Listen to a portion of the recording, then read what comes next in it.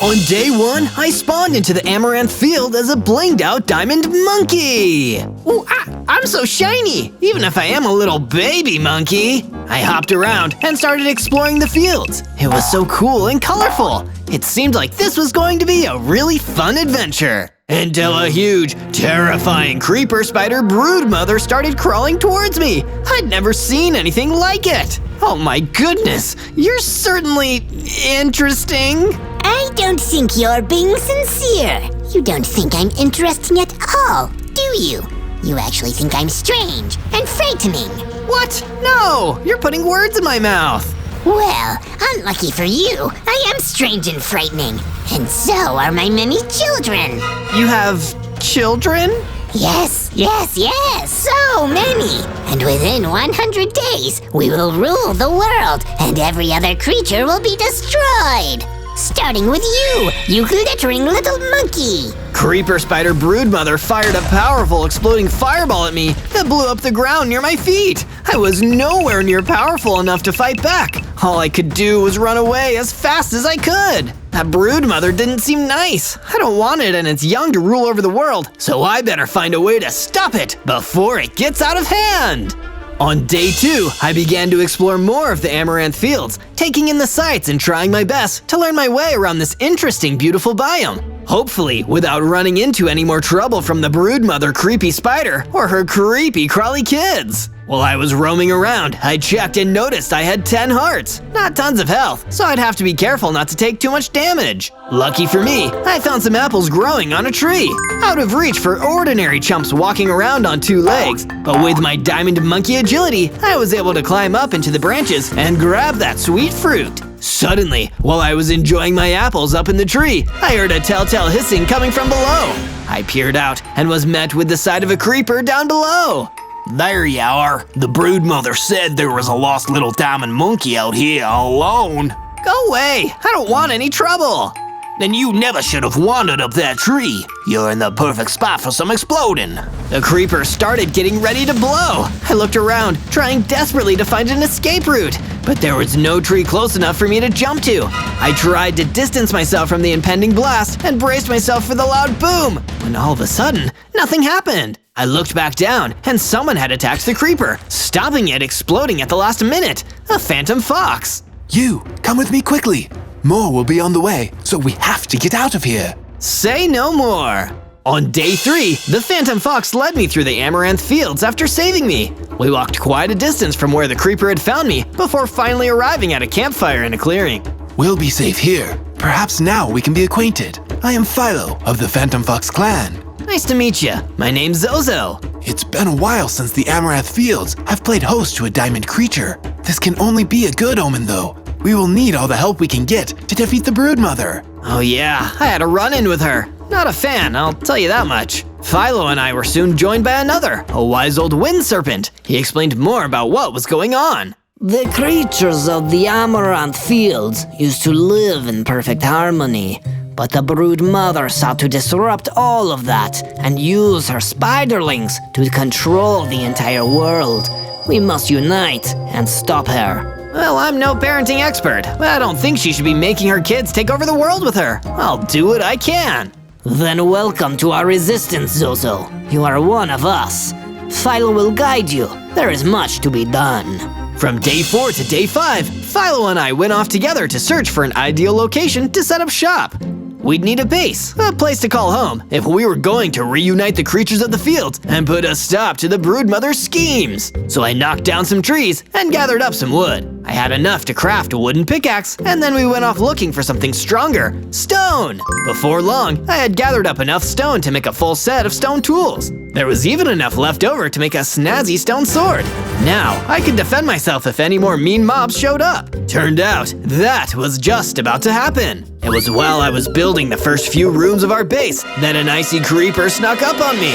It must have just come across us by chance, but it startled me. I panicked and wildly swung my sword, taking the icy creeper down, but looking a little clumsy when I did. Afterwards, Philo came over to talk. Not exactly elegant, are you? Here, if you're going to swing that thing around, let me show you the proper technique. That would be amazing. But first, I'm hungry. Do you have anything I could eat?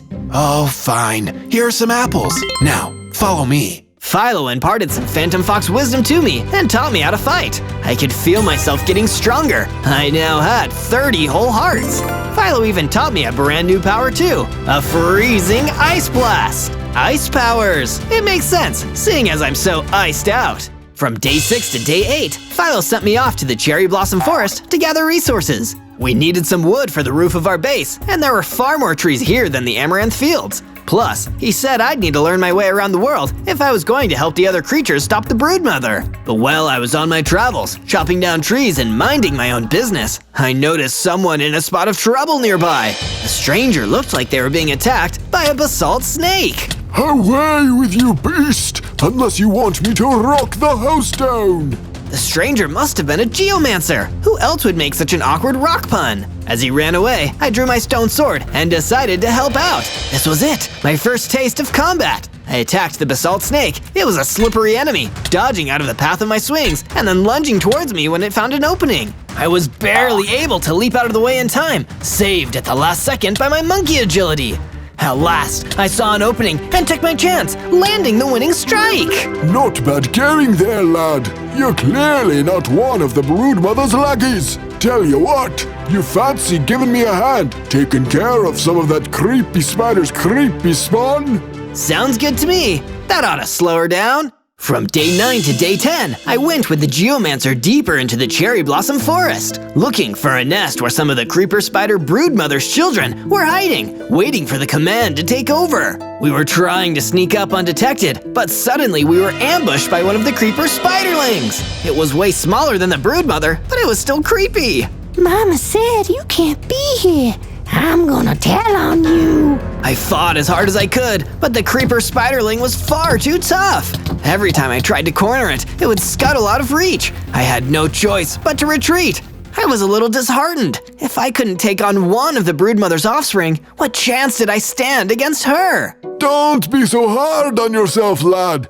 Life, as I've experienced, it's a rocky road. Don't you give up now. Gee, thanks. You need a place to stay? Come back to my base. From day 11 to day 12, the geomancer and I made our way back to the base in the Amaranth Fields. Straight away, I got to making a storage room with plenty of space for all the resources I gathered. I then went on to work on the geomancer's room. I added a floor to my base, which gave him plenty of space to practice rocking out if he needed to. Well, this is all just too kind, Zozo. I've got no coin, nor any token to give you as thanks, lad. But here, let me use my powers to really rock this joint. The geomancer really was stone cold brilliant. He built an entire smelting place outside and a new storage room just to say thanks for letting him stay. This was amazing. It really helped improve the base. Thanks to him, things were really coming along. We even got to talking about the broodmother and why she was so set on taking over the world.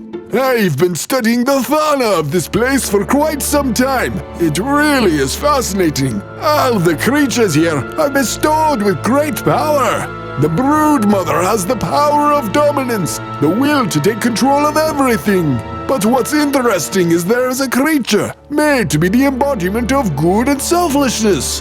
A diamond monkey. Wow, so you're saying I might be able to defeat her? Zozo, lad, I'd say you've got a better chance than anyone.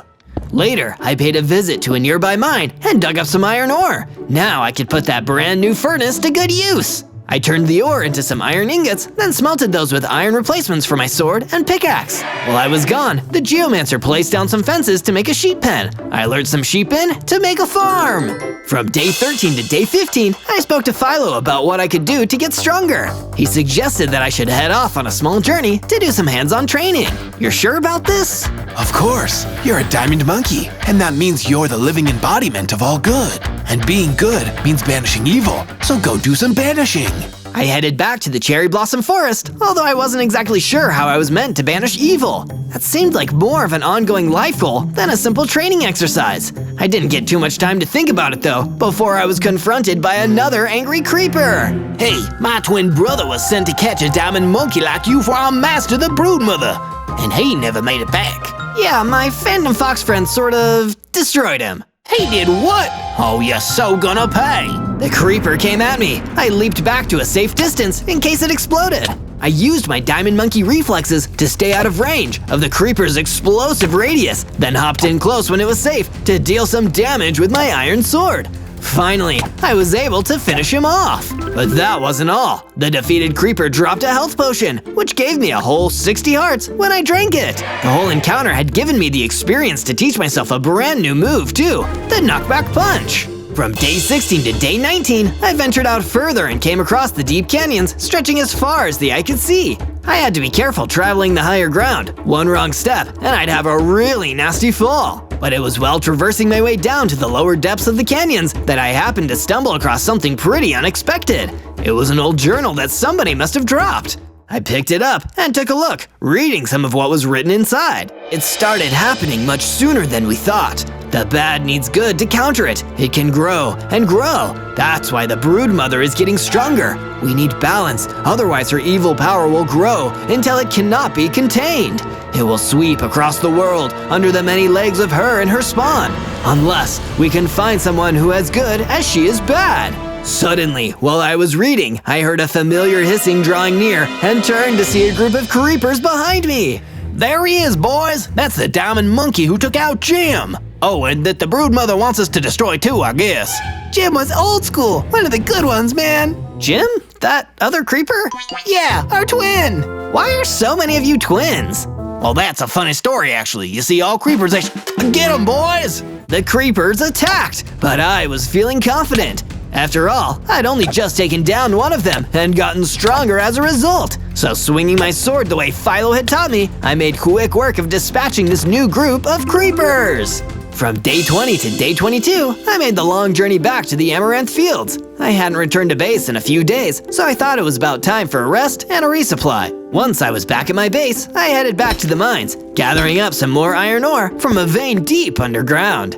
That ore I then turned into iron ingots, which I used then to create a brand new iron chestplate. With all these new hearts, new powerful attacks, and now some added protection against damage, I was feeling ready to go back and face the creeper spiderling from earlier. I crept through the cherry blossom forest, making sure to keep to the treetops and using my diamond monkey agility to my advantage. I came across the spiderling, and when I was ready, leapt down from the treetops to attack. My ambush worked, catching the creeper spiderling off guard. Startled, it panicked, and I was able to use my knockback attack to blast it off its feet. Then, using my iron sword, I finished it off. I had beaten the spiderling!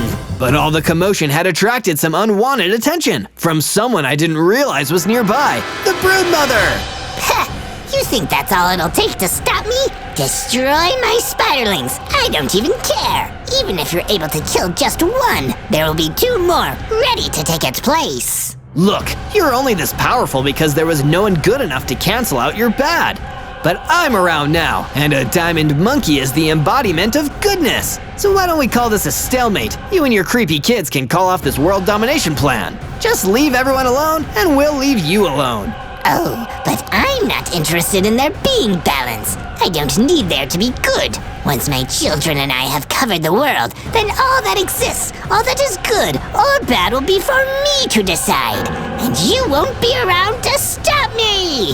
The broodmother launched one of her explosive fireballs at me. I thought about fighting back, but instead, I snuck off once she'd lost sight of me. I wasn't strong enough yet, and I could hear the geomancer's lesson in my head. Gotta remember, it's a rocky road. Could really go for some ice cream right about now. From day 23 to day 26, I made my way back to my base. Even though it had taken me a while to get back to it, I had taken down the spiderling that the geomancer had asked me to help defeat. I thought he'd want to hear the good news. That's my boy! I'm proud of you, lad! Since my chestplate had come in handy protecting me against the spiderling, I decided I needed to complete my set of armor. So I headed back to the mines, gathering up some iron ore from the vein. Once it had been made into ingots, and those had been smelted, I had a snazzy pair of iron boots, pants, and a helmet to match my chestplate. I even had enough iron left over to make the rest of the iron tools. Ah, Zozo! I see you've learned the value of a good defense. You could say I had the same idea.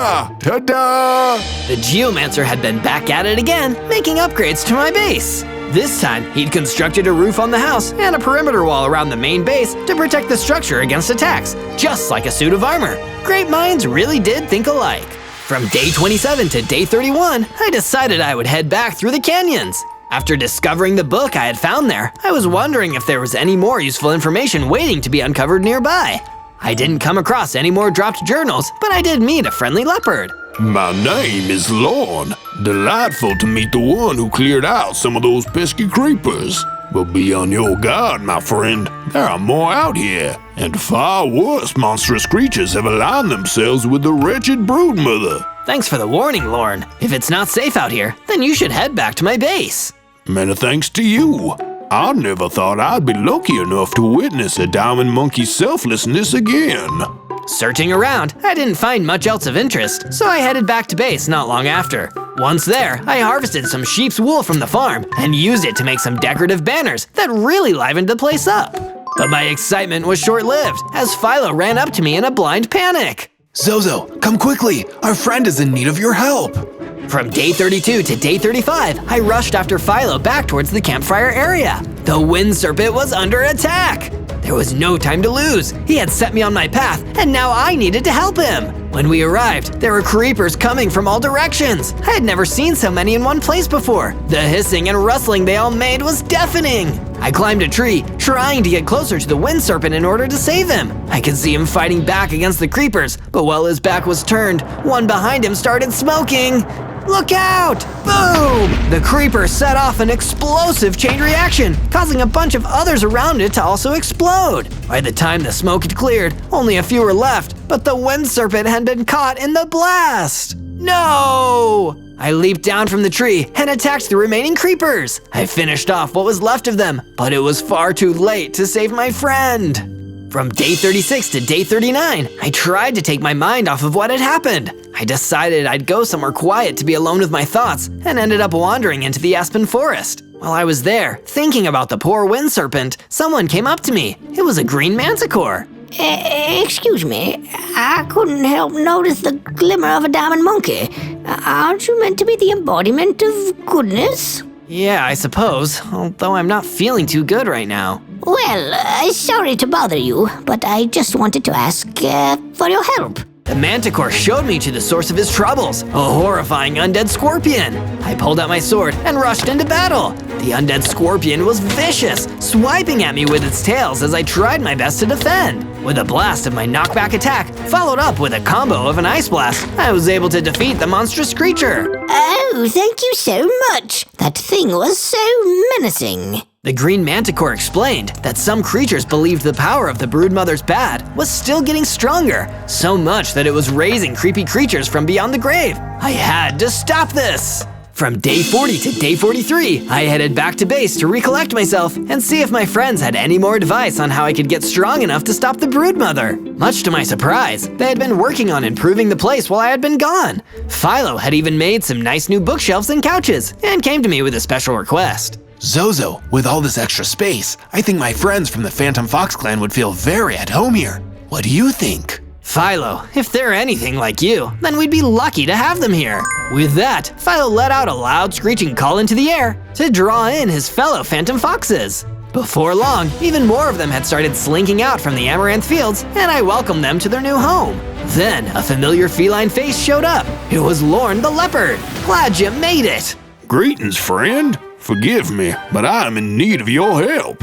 On my way, I was attacked by a nether ogre, a ghastly thing that has allied itself with the broodmother. Her badness has attracted all manner of otherworldly beasts. Say no more, Lorne. You rest up here and heal. I'll take care of that nether ogre. From day 44 to day 49, I started to search for the nether ogre that had harmed my poor leopard friend Lorne. I decided the best place to start looking would be the canyons, since that's where I had last seen Lorne. If there was no sign, then I'd just retrace her steps heading back towards the base. I thought maybe I'd have some luck finding the nether ogre when I felt the ground start to shake. But where I was expecting to see the ogre emerge from, instead, I saw a monster I didn't want to find. It was the broodmother.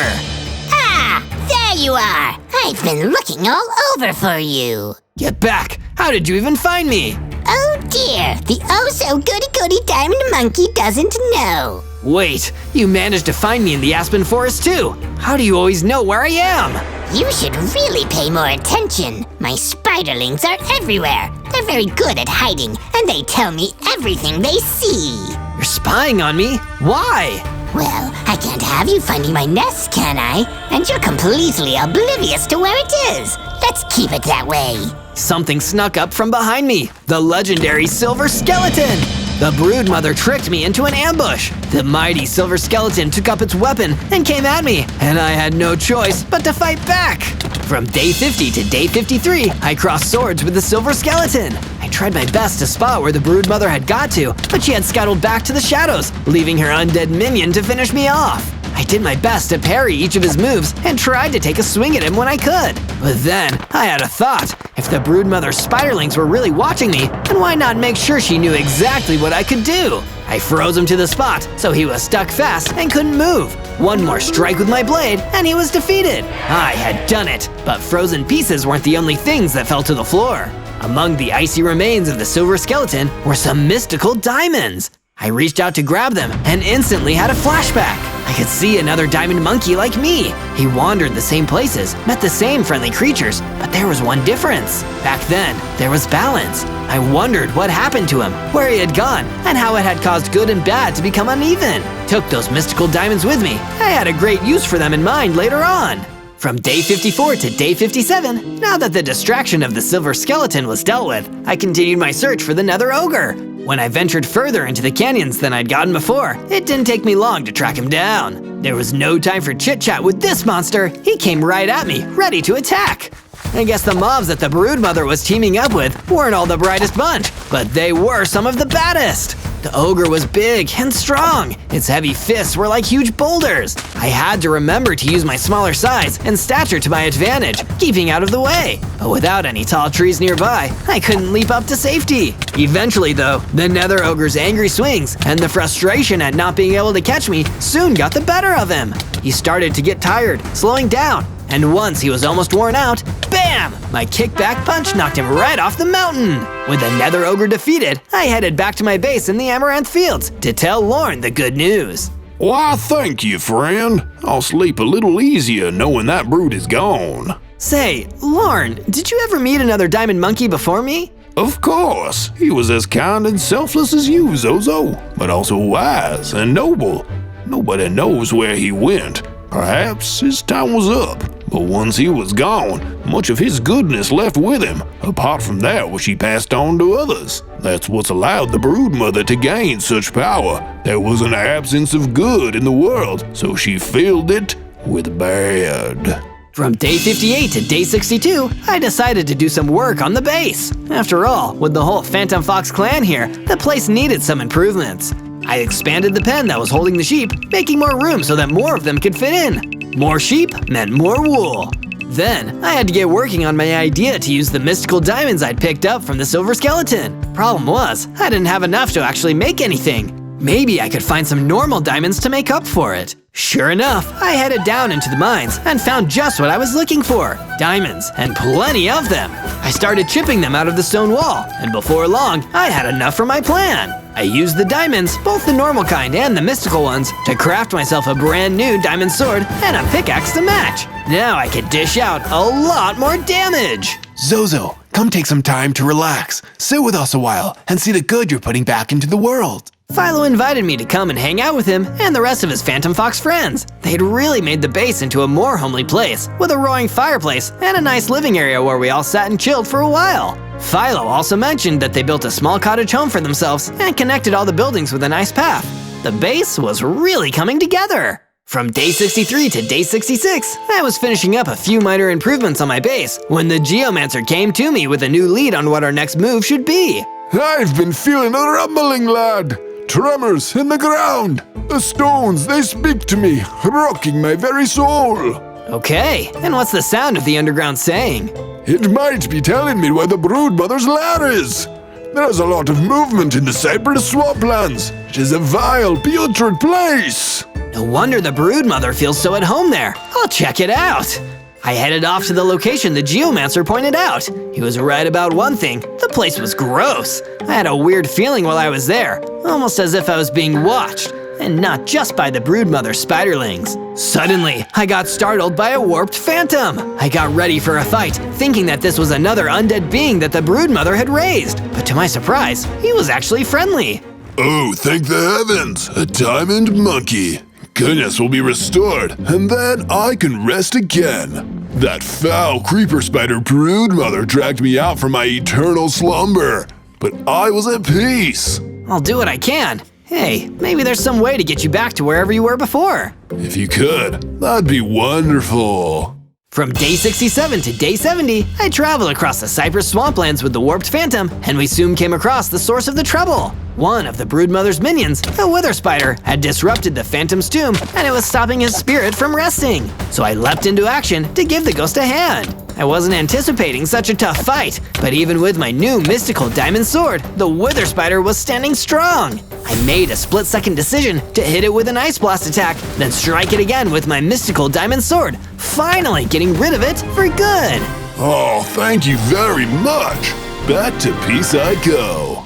From day 71 to day 74, I continued searching around the cypress swamplands, as creepy and stinky as it was. I was told that the creeper spider broodmother was lurking around here, so I can't give up until I've gathered some valuable intel. I climbed up to the tree canopy and walked until I saw something. Oh, a diamond gorilla! That reminds me, you should search Zozo on YouTube to find tons of awesome Minecraft 100 Days adventures. But things were about to get even more interesting because the creeper spider broodmother herself crawled out of the darkness towards me.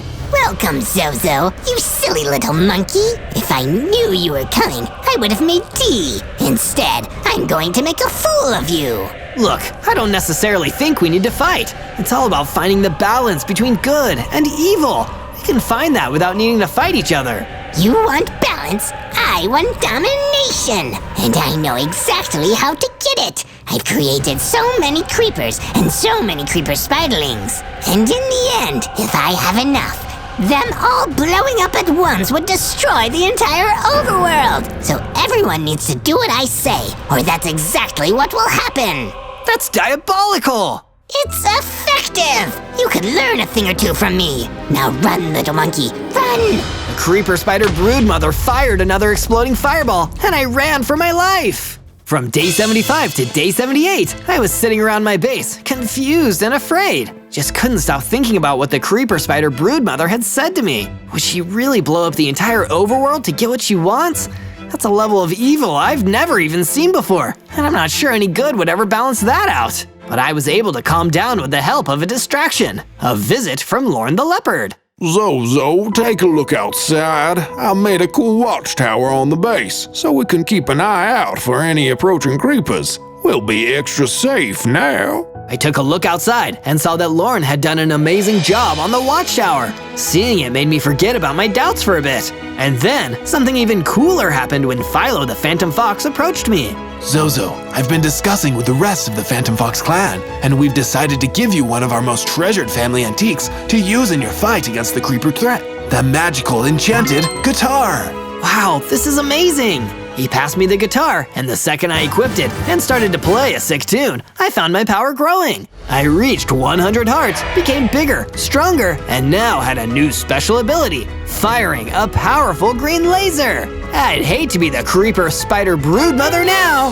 From day 79 to day 84, I went back out to the cypress swamplands again with my newfound power and confidence, ready to take on the creeper spider broodmother for round 2. Couldn't see her anywhere. Instead, I was attacked by a nasty gang of whisperers, which I was able to pretty easily cut down with my awesome guitar. I can see why the Phantom Fox clan cared about this so much. I heard rustling in the bushes and turned to see a rabbit wolf hopping towards me. Hey, thank you.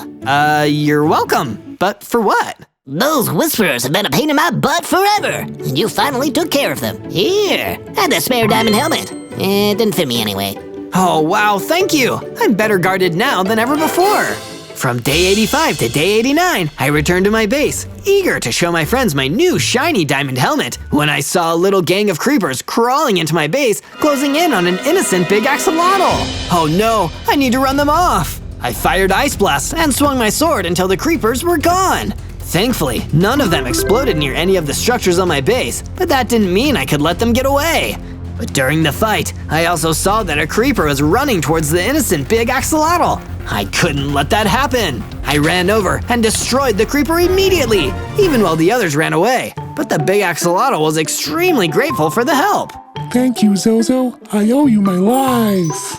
Stay safe out there, Big Axolotl! From day 90 to day 94, I traced back the way from where the creepers came, and it led me to the cypress swamplands. I reached an area that looked like some kind of nest, where I can only imagine the creeper spider broodmother was waiting inside. But what was even more worrying was the thing waiting on the bridge to the base. A massive, heavily armed Vindicator! You're not a creeper or undead. What are you doing here? I'm working for the Big Mama, and she wants me to show you that diamonds aren't forever. But why would you want to work for her? She and her creepers want to rule the world. Yeah, and I think they're gonna, so I want to fight for the winning team. So that's enough talking. Let's destroy each other. And with that, the battle began! From day 95 to day 97, I fought the Vindicator who worked for the creeper spider broodmother. He was one of the most skilled opponents I'd ever faced, and he was dealing a lot of damage against me. But I managed to fight back. Little by little, I turned the tide, until the Vindicator was on the ropes, and eventually, he gave up. Please, I yield. Have mercy. I'll let you go, but first, tell me something I don't know about your boss. Tell me something that'll help me win this battle for good. Okay. Well, you don't need to worry about taking out the little creepers. Just focus on taking out the broodmother. She's got like a hive mind. You take out her, all the creepers go with her. And with that, the Vindicator ran off, never to be seen again. So I just need to defeat the broodmother to defeat the whole army? Now I know for sure what I need to do. On day 98, as I prepared to return to the cypress swamplands to take on and defeat the creeper spider broodmother once and for all, I decided to speak to each one of my basemates one-on-one. First, I spoke to Lorne the leopard. I believe in you, Zozo. You're living up to the legacy of the Diamond Monkey. Once you're done, the forces of good and evil will be balanced once more. Next, I went and spoke to Philo the Phantom Fox. The safety of our clan owes much to you, Zozo. It's been an honor to work with you. I look forward to celebrating with you once you've defeated the evil. And finally, I spoke to the Geomancer.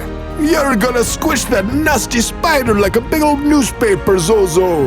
Rock on, man, rock on! You're stone cold! And with all those words of encouragement, I was ready to go.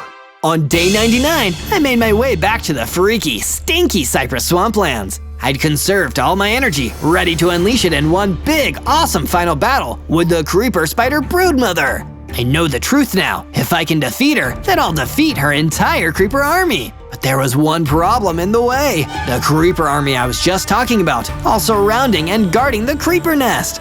There was no way I could fight them all alone, and if I did, it might leave me weak and tired to take on the mean green mother herself. That's when, in my moment of need, the warped phantom whose spirit I'd helped lay to rest came running towards me. He was here to repay my good deed. Zozo, go forth and destroy the evil that has plagued this land for so long. I'll distract her awful spawn. You get in there and save the world. I will, Warped Phantom. Thank you. As the creepers swarmed the phantom, I snuck up the stairs and into the well that the broodmother repurposed into its own nest. On day 100, I crawled down into the depths of the nest where I could take on the creeper spider broodmother alone. She was waiting for me, and she wasn't happy to see me. You're not meant to be here, Diamond Monkey. This is my domain. Soon, nowhere is going to be your domain. I wanted to coexist with you. I wanted there to be balance, but you left me no choice. All we can do is fight. Then why even waste time talking? Allow me to destroy you, so me and my creepers can finally claim the world that is rightfully ours! And so, the battle began! With my sick guitar, I began fighting the creeper spider broodmother as she shot her exploding fireballs at me. The battle was hard. She was the toughest enemy I'd ever faced. But I still had one more power to use against her. I knocked her towards the exit, and that scared her off. She prepared a surprise attack as I exited the room, but I was undeterred. She started to escape, but I summoned all my energy into one attack. My ultimate green laser! With that one last attack, the creeper spider broodmother died, taking all of her creeper army with her, and the forces of good and evil were balanced across the land once more. On day 1, I spawned as a golden HYDRA. Whoa, this is amazing! I looked around and noticed that I was in some sort of cave. I ventured out and immediately saw some scary dread knights. There he is! Catch him! No thanks! I scurried away, the men following after me. You come back here. They started shooting darts at me. Ah! One dart hit me, and I lost some hearts. Wait, I only have 5 hearts? This is insane! I hurried and tried to get away, but the men were too fast. They surrounded me as I felt my eyes start to close. Perfect. Everything is coming together. And with that, I passed out. On day 2, I woke up in a cage. Oh, where am I? I looked around and noticed that there were more cages around me, but most of them were empty. I almost didn't notice the frog sitting in the cage nearby. He blended in with the floor really well. I was waiting for you to wake up. Come on, we gotta get out of here. But how? Even if we can get out of the cages, I don't know how to get out of the prison. I know a way out, but you need to be the one to unlock the door. I looked closer and examined the gate. I began to hit it with my heads, but that started to make me feel dizzy. The frog laughed at me. Oh, no, use your fire spit. Fire spit? I did what the frog said, and I spit at the lock. But it wasn't fire, it was golden little orbs. I left the cage and started firing away at the frog's cage until it opened too. Thanks. Don't mention it. I'm Zozo, by the way. I'm Freddy. Freddy and I made our way over to the exit and broke through the door, up the stairs. We were home free. On day 3, Freddy and I hurried as fast as we could away from the underground prison. While we were running, I spotted some pigs and chickens and hurried to gather their meat before they could scamper away. I gathered up their meat and shared some with Freddy. We both chowed down. Thanks, Zozo. And I gotta say, that prison break was amazing. I didn't know you could spit gold. Neither did I. In fact, I didn't know much about anything, except that some evil guys were after me. Freddy and I agreed to go our separate ways. I went further into the forest to explore. Maybe I would find some other hydras. Little Hydra. I turned and saw an old troll walking slowly up behind me. He looked hurt. Would you mind helping me? I was attacked and need to get back home before it gets dark. Of course. We slowly made our way to his home, a little cottage next to a river. Thank you, little Hydra. Please come inside so that you are safe. There are all kinds of monsters outside. The guy seemed nice enough, so I stayed with him for the night. On days 4 to 5, I woke up in the troll's house. He had cooked some stew for both of us. Thank you. What did you say your name was? I'm Horace, just a poor old troll trying to make his way in the world. Horace seemed better than yesterday, but still very tired. Is there anything I can do to help you? Actually, I'm more concerned for your safety. You are the Golden Hydra after all. The Golden Hydra? A prophecy was given many years ago by a great seer. She said that a Golden Hydra would be born, and it would be his destiny to either save or destroy the land. Is that me? I believe it is. What should I do? Build yourself a safe house, gather materials, strengthen yourself as much as you can. You need to be at your best. Horace gave me some stone tools and a full stack of oak planks. Use these to start. I hope to hear from you, little Hydra. Be careful who you trust. I left Horace's house to find a good place to start a base. I found a nearby lake on the plains with some nice level ground. I used my stone tools to gather additional material and started working on a modest Japanese-style gold Hydra base. It may have only been one building for me so far, but there was plenty of room on the plains for this base to expand with more buildings and features. It was all coming together when I heard some men yelling. There's the Hydra! Get him! It was more of those evil Dread Knights! Not today, you goons! I spit my orbs at them, and they all turned to gold. Oh, wow, that is not what I expected. Just then, I felt power rush through me, and I grew into a larger Hydra. Now I have 11 hearts. Nice! I'll beat whoever controls those Dread Knights in no time. On days 6 to 8, I ventured from my base to gather more information. Also, I wanted to see if I could find more creatures that needed shelter from the mysterious villain and his men. I came across some tortoises who immediately tried to run away. Hey, I'm a friend! They looked at me warily. You aren't working with the sorcerer? No, a sorcerer? Is that who's commanding all the Dread Knights? I have nothing to do with him. Look, kid, it would just be better if you left this land. It's not safe for you. The tortoises slipped away, leaving me confused. I decided to go back to Horace's house to ask him about it. A great sorcerer has purged this land and intends to use your power for his purposes. He will stop at nothing to get you. That's awful. What should I do? There is a cave nearby that has some armor and tools that we could use. I was on my way there the other day when I was attacked. That's a good place to start. Sounds like a plan. On days 9 to 10, I hurried to the cave that Horace mentioned and went to explore. Sure enough, there was a chest hidden behind some rocks. Just as I was about to open it, a great hairy spider came rushing out. Ugh, gross! He attacked me, and I was too slow to spit my golden orbs. I took quite a bit of damage. Ouch! I hurried and slithered from the cave. This is too hard. I can't defeat him by myself. Hey, are you trying to get rid of that spider too? A wolf came out from behind a tree. Yeah, I am. Why do you want him gone? He took some of my armor. I'm trying to keep myself safe from the sorcerer's goons. Me too. Maybe we can work together. We came up with a plan and went back down to the spider's lair. The wolf distracted him, and I shot my golden orbs at him. He turned immediately into a gold statue. Wow! We gathered the materials in the chest, and I gave the wolf the reptile armor. Be careful out there. Zozo. Zozo, I'm Lex.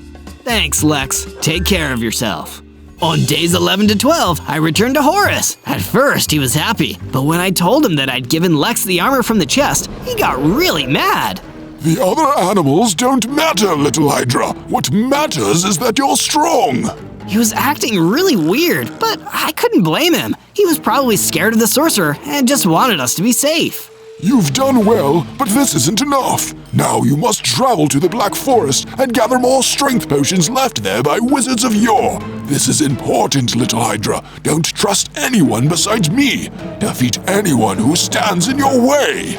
I left the house, wondering why Horace didn't want me to trust anyone else. He was probably just paranoid. As I made my way to the Black Forest, I saw some more of the sorcerer's goons traveling along the river. I tried to be quiet and slither away, but they spotted me. It's the HYDRA! Grab him! I dodged some of their darts and shot my golden orbs at them. They tried to escape, but after a few shots, they were all statues. Nice! I soon reached the depths of the Black Forest, hoping to gather the potions Horace wanted. On days 13 to 15, I plucked up the courage to enter the sinister Black Forest. At first, there didn't seem to be anyone there, but I kept looking, wanting to find those potions. After just a few moments, I saw a family of hoglins gathered around a campfire, harmlessly warming themselves. Why does Horace want me to defeat these hoglins? They seem really nice. I slithered in, and the hoglins were taken aback. I don't mean you any harm, I'm just curious if you have any armor. The hoglins were cautious, but one answered me. Are you going to try to steal it from us like the others? Others? What others? A sorcerer's men. They have tried to steal it before. They want all the armor taken away from the creatures in the land, so they can't fight the sorcerer. What? That didn't seem right. I needed to talk to Horace about this. On days 16 to 19, I traveled back to Horace's house. I arrived, and he seemed happy to see me. But when I told him I couldn't get the strength potions from the Black Forest, he immediately turned angry. Don't you know what's at stake? You needed to get those potions. You need to get stronger. Why is it so important that I'm stronger? You are not fulfilling my expectations. I need to think this through. He told me to leave. I did, more confused than before. When I arrived back at my base, Freddy Frog was there. Hey, buddy, it's been a while. Zozo, I'm so glad you're okay. I heard that you met the sorcerer. How did you survive? What do you mean? I haven't met him. All the creatures have seen him hiding out in the woods. He's disguised as a simple old troll. Wait, was he talking about Horace? I heard he's planning an attack with his goons today. He's going to the village in the plains. I had to see for myself if this was true. It couldn't be Horace, could it? I went with Freddy to the village in the plains like he said. When we got there, I saw the goons being led by a very recognizable troll. I looked closer and realized it was Horace. You manipulated me. Horace turned toward me. Oh, Zozo, you gullible little Hydra. You are too quick to trust, but you've been a hindrance. Time for a change of plans. You had no right to do that to me, and you have no right to steal from innocent creatures and people. I charged at him, spewing golden orbs. He easily outmaneuvered them, and with his powerful swing, threw me back into a building. Before I knew it, I blacked out. On days 20 to 22, I woke up with Freddy looking down at me. Oh, good. You're awake. You need to help the villagers. I got up and followed Freddy to the village. Some of the buildings were on fire. Everyone, move away from the buildings! I hurried and spewed my orbs at them, extinguishing the fires. It was definitely not what the villagers were expecting. Whoa, this is amazing. How can we repay you? It might not be safe here anymore. You can all live at my base with me. I have lots of room. The villagers talked amongst themselves for a little while, then readily agreed. We made our way to my base and then gathered some needed supplies for the new houses. It was hard work, but in no time, everyone had a house of their own. Thank you, Zozo. These look amazing. On days 23 to 26, I went back to the cave where I originally spawned. It must have been important, so I figured that I should investigate. I entered the cave and it seemed very normal. I was hoping to find some sort of clue as to who my parents were. It had been a crazy couple of days, and even though I had friends, I wondered if I had family. All of a sudden, I heard a noise coming from deeper in the cave. I explored further and saw another HYDRA, but she was being attacked by a group of skeletons. Get away from her! I slithered down and started shooting the skeletons. Within just a few moments, those bags of bones were gone. I turned to the HYDRA, but then I felt a power surge through me. I grew, and then I leveled up into an adult HYDRA. I now have 18 hearts. I let out a large breath of golden fire. Zozo? The HYDRA looked scared of me. No need to be scared. Who are you? I'm your mother. My mother? I'm so glad I found you. Where did you go? I laid an egg and went to find some food, but when I came back, you were gone. I was so worried about you. How about you come live with me? I have a base and it'll be much safer than this cave. She happily agreed, and we made our way in that direction. On days 27 to 31, as my mother and I left the cave, we happened upon Freddy again. Hey, Zozo, do you think you could help my family? He directed me toward a small alcove nearby that had been broken apart. What happened? The sorcerer's goons tried to break our alcove after we refused to leave. We managed to escape before anyone was hurt, but we don't have a home now. The frogs looked very sad, so I offered to build them a new home on my base. Really? That would be great. Thank you so much. With the frogs and my mother in tow, we continued on our way to my base. Once we arrived, we got straight to work, building a pond for the frogs and placing down a bed for my mother. I also noticed that the villagers had planted crops and gathered some animals. They even made a nice path connecting all the buildings. Thanks, guys. You've done some great work here. It was all starting to come together. I will get that golden HYDRA if it's the last thing I do. He is the key to all of my plans. What would you like me to do, Master? I want you to follow him. Make sure he is met with challenges. He needs to reach maximum strength by the full moon. It's vital that you do this. Yes, Master. On days 32 to 35, I wanted to return to the underground prison where Freddy and I were held. If Horace wanted to befriend me, why did he capture me in the first place? That's a good question. Maybe there are some answers at the prison. I asked Freddy if he wanted to come with me, and he readily agreed. We made our way down the tower where we had escaped, and noticed that there were iron golems standing around this time. That's new, and they don't look like they work for Horace. I wasn't expecting you to come back here. I flipped around to see one of the iron golems standing right behind me. Are you one of the guards? Not exactly. I bartered with some of Horace's goons that are corrupt. They agreed to give you to me as a bargaining chip. We weren't expecting you to escape so quickly, however. So you're not my enemy. You just want to sabotage him. Basically. So, Perhaps we can make an arrangement to stop him. what do you have in mind? I'll be in touch. I have some research to do. Just look out for a message from Puck the Honorable. Honorable? You captured my friend Freddy. Sorry, what can I say? I like frog legs. I heard Freddy gulp behind me. Don't worry, I won't eat your friend, but we'll be in touch, Zozo. And just like that, he left, without even saying goodbye. Not very polite, but okay. On days 36 to 39, I went venturing into a nearby cave to find some iron ore that could help buff out my equipment. After I found enough, I built a furnace, smelted some iron ingots, and finally made myself an iron sword, iron pickaxe, and some armor. Cool, looking good. I went digging deeper and even managed to find some diamonds. Yes, jackpot! This will be great for some upgrades. Before I could start crafting, I heard a noise and something hit me. I turned and saw a skeleton moving around, trying to shoot me again. I spewed my golden fire breath at him. Nice. The skeleton froze, but not before dropping his bow. I picked it up and realized it was enchanted. Infinite arrows. Sweet. I returned to my base with the supplies and the bow, hoping to upgrade some of my items and the houses. One of the villagers approached me. Zozo, do you think you could help me with something? Sure, what is it?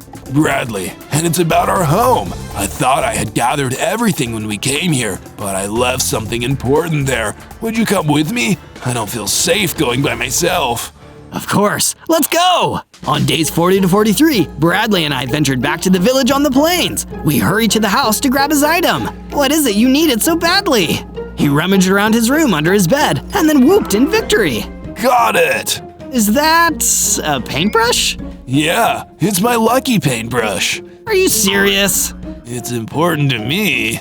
I shook my head. What a weird kid. But hey, at least he has it now. All of a sudden, I heard a noise outside. Shh, I think there's someone here. I looked out the window, and sure enough, there was some of Horace's goons rummaging around. But they weren't alone. They were being led by a terrifying yak this time. We tried to sneak out quietly, but Bradley made a noise and they spotted us. Smooth move, Bradley! The goons charged at us and I started to spew golden fire. Within just a few moments, we had nearly taken out all of the goons. The henchman just stood, watching us. Then after a moment, he ran off with the remaining men. Coward! We looked around and noticed the goons had dropped a few healing potions before I had frozen them into gold.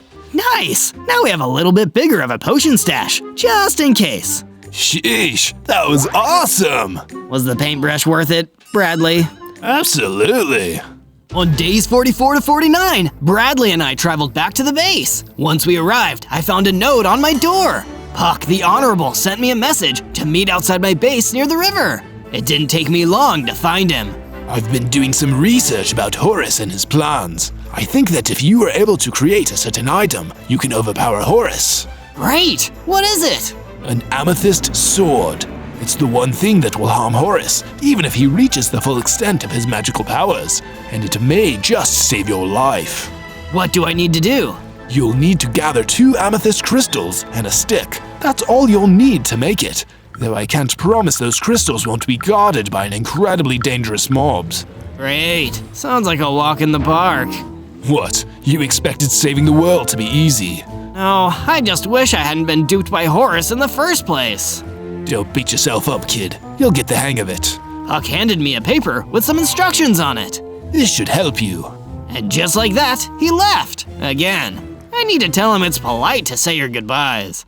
On days 50 to 53, I followed the instructions Puck gave me to find the crystals. It said to go to a cave and consult with the ancient being. I realized that it had led me back to the cave where I had fought the giant spider. As I entered, I noticed that the spider was still there, frozen in gold. He must be the ancient being. I wonder if there's a way I can reverse it. I went up to the spider and tried to shoot an orb at him. Nothing.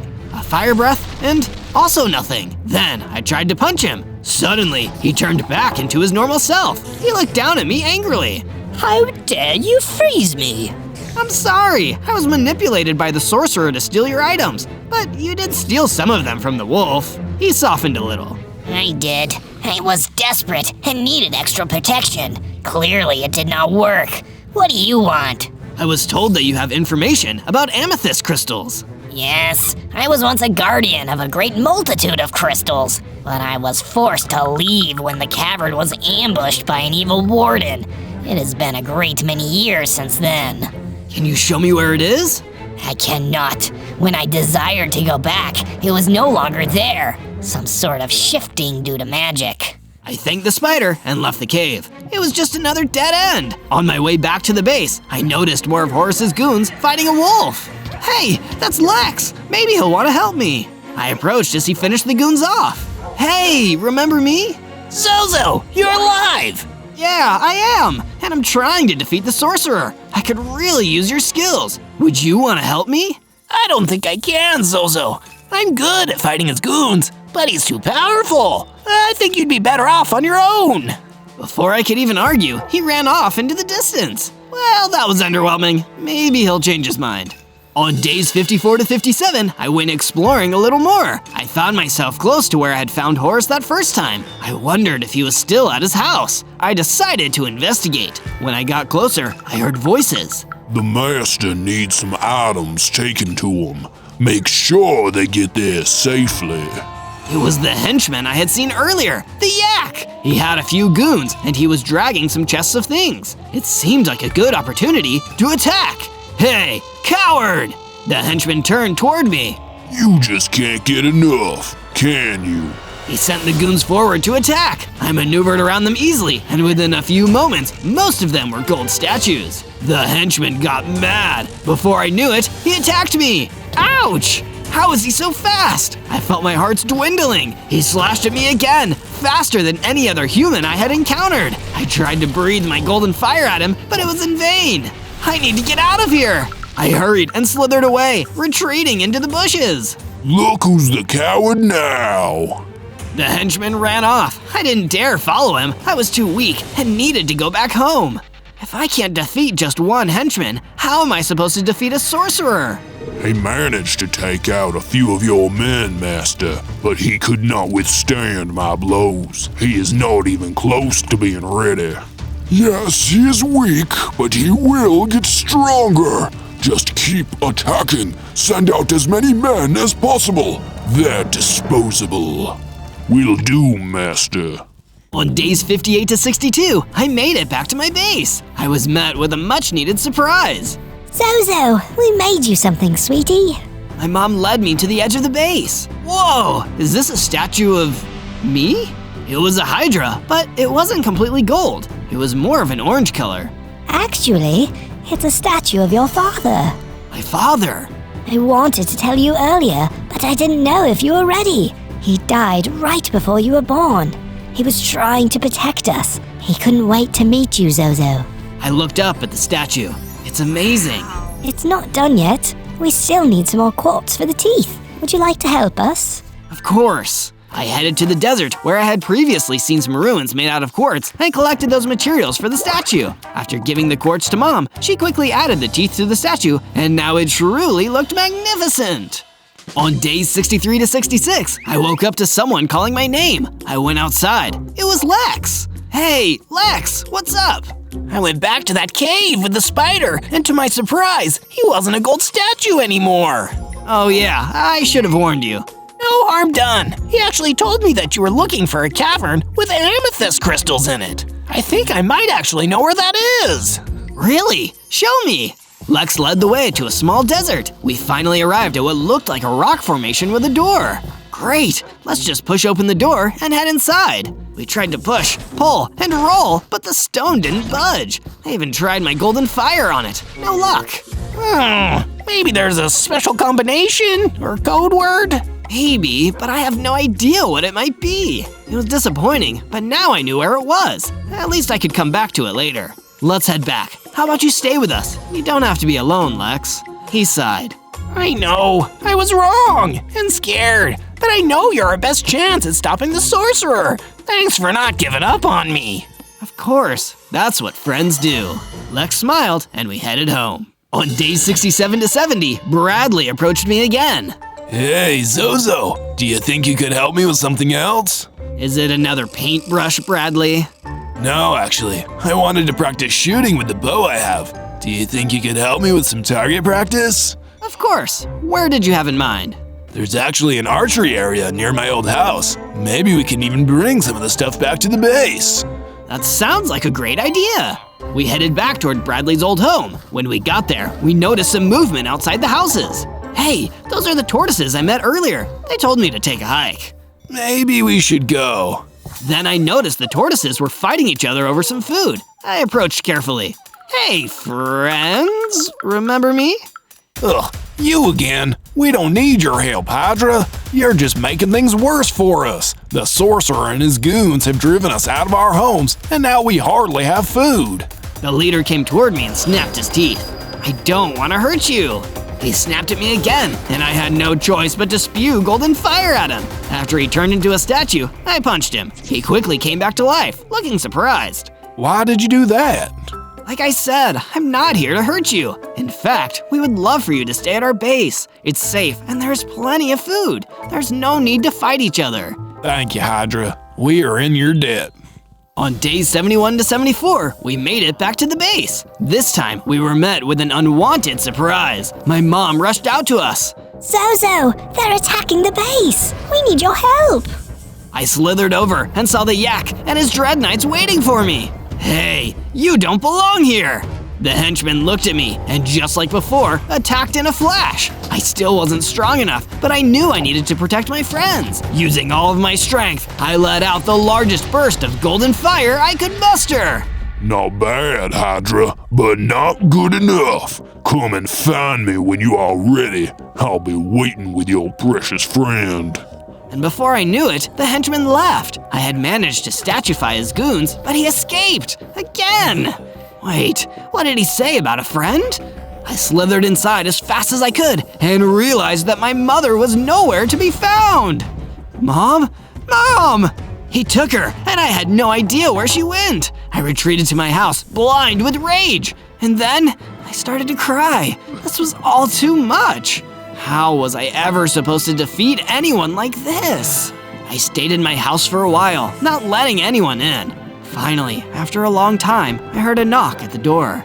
Zozo, it's Lex. We have something to show you. I reluctantly left the house, not wanting anyone to see me like this. But they needed someone, and I needed to be strong for them. Lex showed me that they had fixed up the crops, bred the animals, and improved the security by building some walls. Great! Thanks, Lex. That's not all. He turned me toward the statue of my dad, and I realized there was a smaller version next to it. It was of my mom. You'll get her back, Zozo. We believe in you. I didn't know what to say. I just nodded.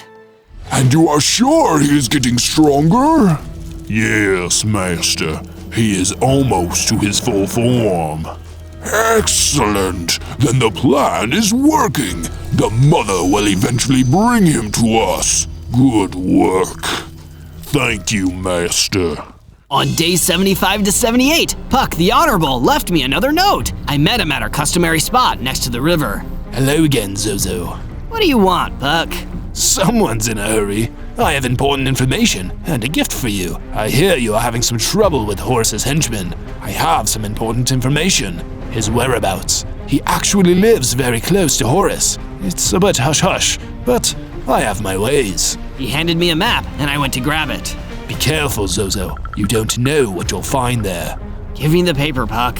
Do not lose yourself along the way. Remember what you are fighting for. I know what I'm fighting for, Puck. My mom has been taken by those creeps, and I intend on saving her. Then I'm going to put the henchman and Horace in their rightful place. Puck handed me the paper. Good boy. Now go get your mother back.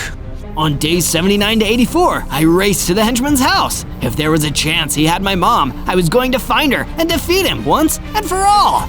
I followed the directions and found myself outside of a large wall. Inside, it was a modest-looking house. This is where the henchman stays? Quite a cozy home he made for himself. I snuck around to see if he was inside, but I didn't see anything. Suddenly, I felt a gust of wind. The yak was standing right behind me. Come to retrieve your mommy?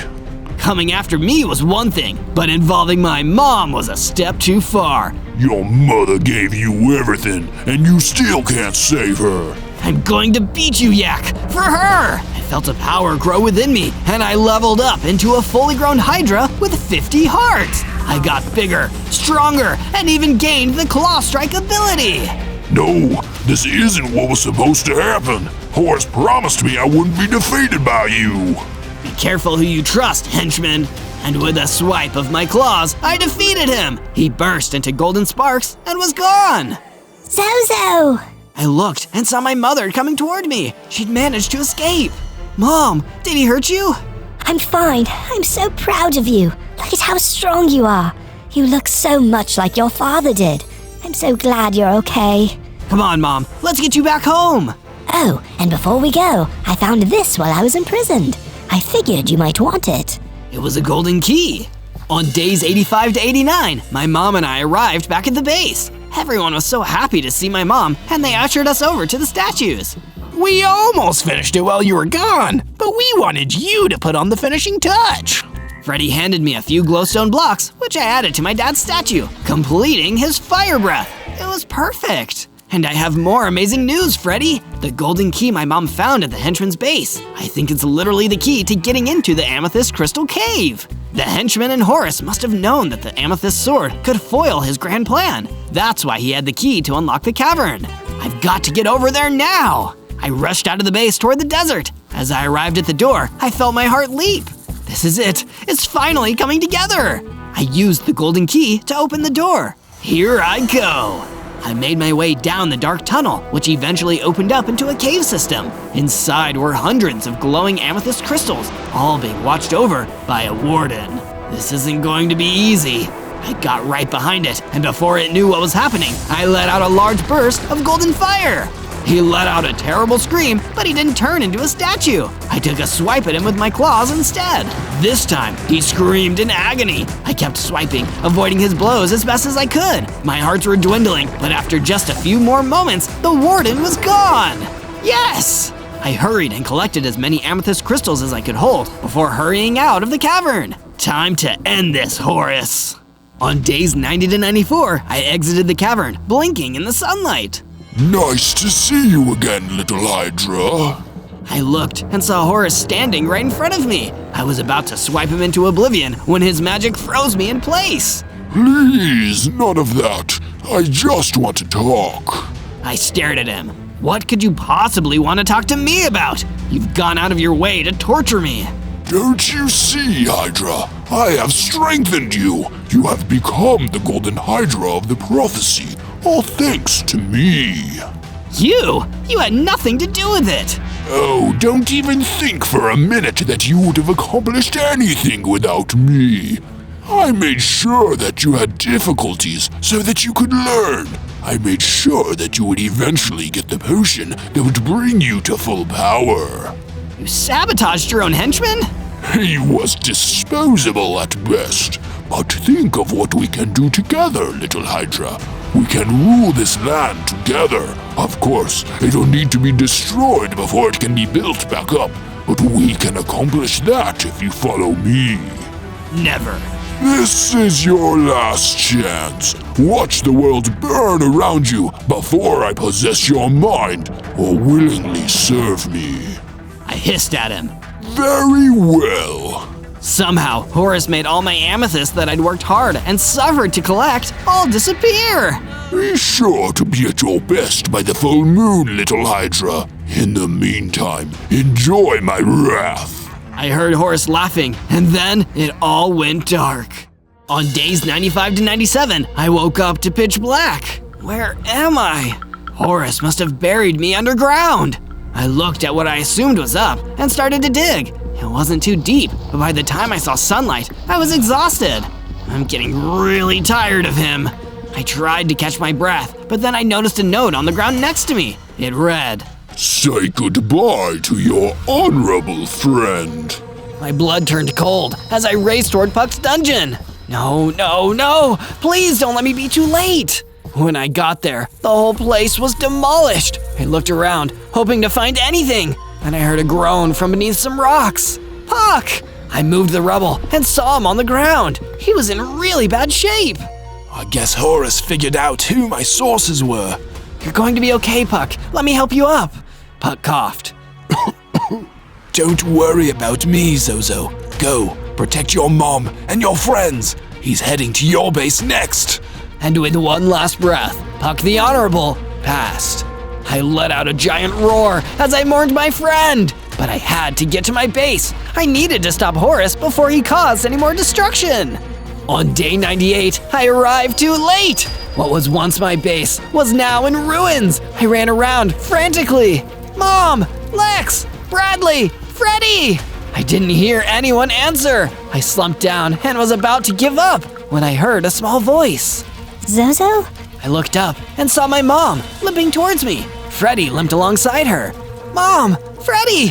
Where is everyone else? A lot of them didn't make it out, Zozo. Bradley and Lex managed to run and hide with me, but nobody else was fast enough. We're lucky to be alive. I let out another loud roar in agony. Puck was gone. All the villagers and tortoises were gone. I had tried so hard to protect everyone, and I had failed. I felt my whole body slump. Hey, everything is going to be fine. Do you know why?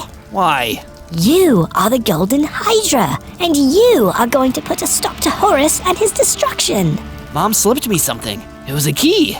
Horus dropped this before he left. It must be to his base. I looked at the key in shock. You are going to get back your amethyst crystals, finish the amethyst sword, and you will put a stop to all of this. Promise? Promise.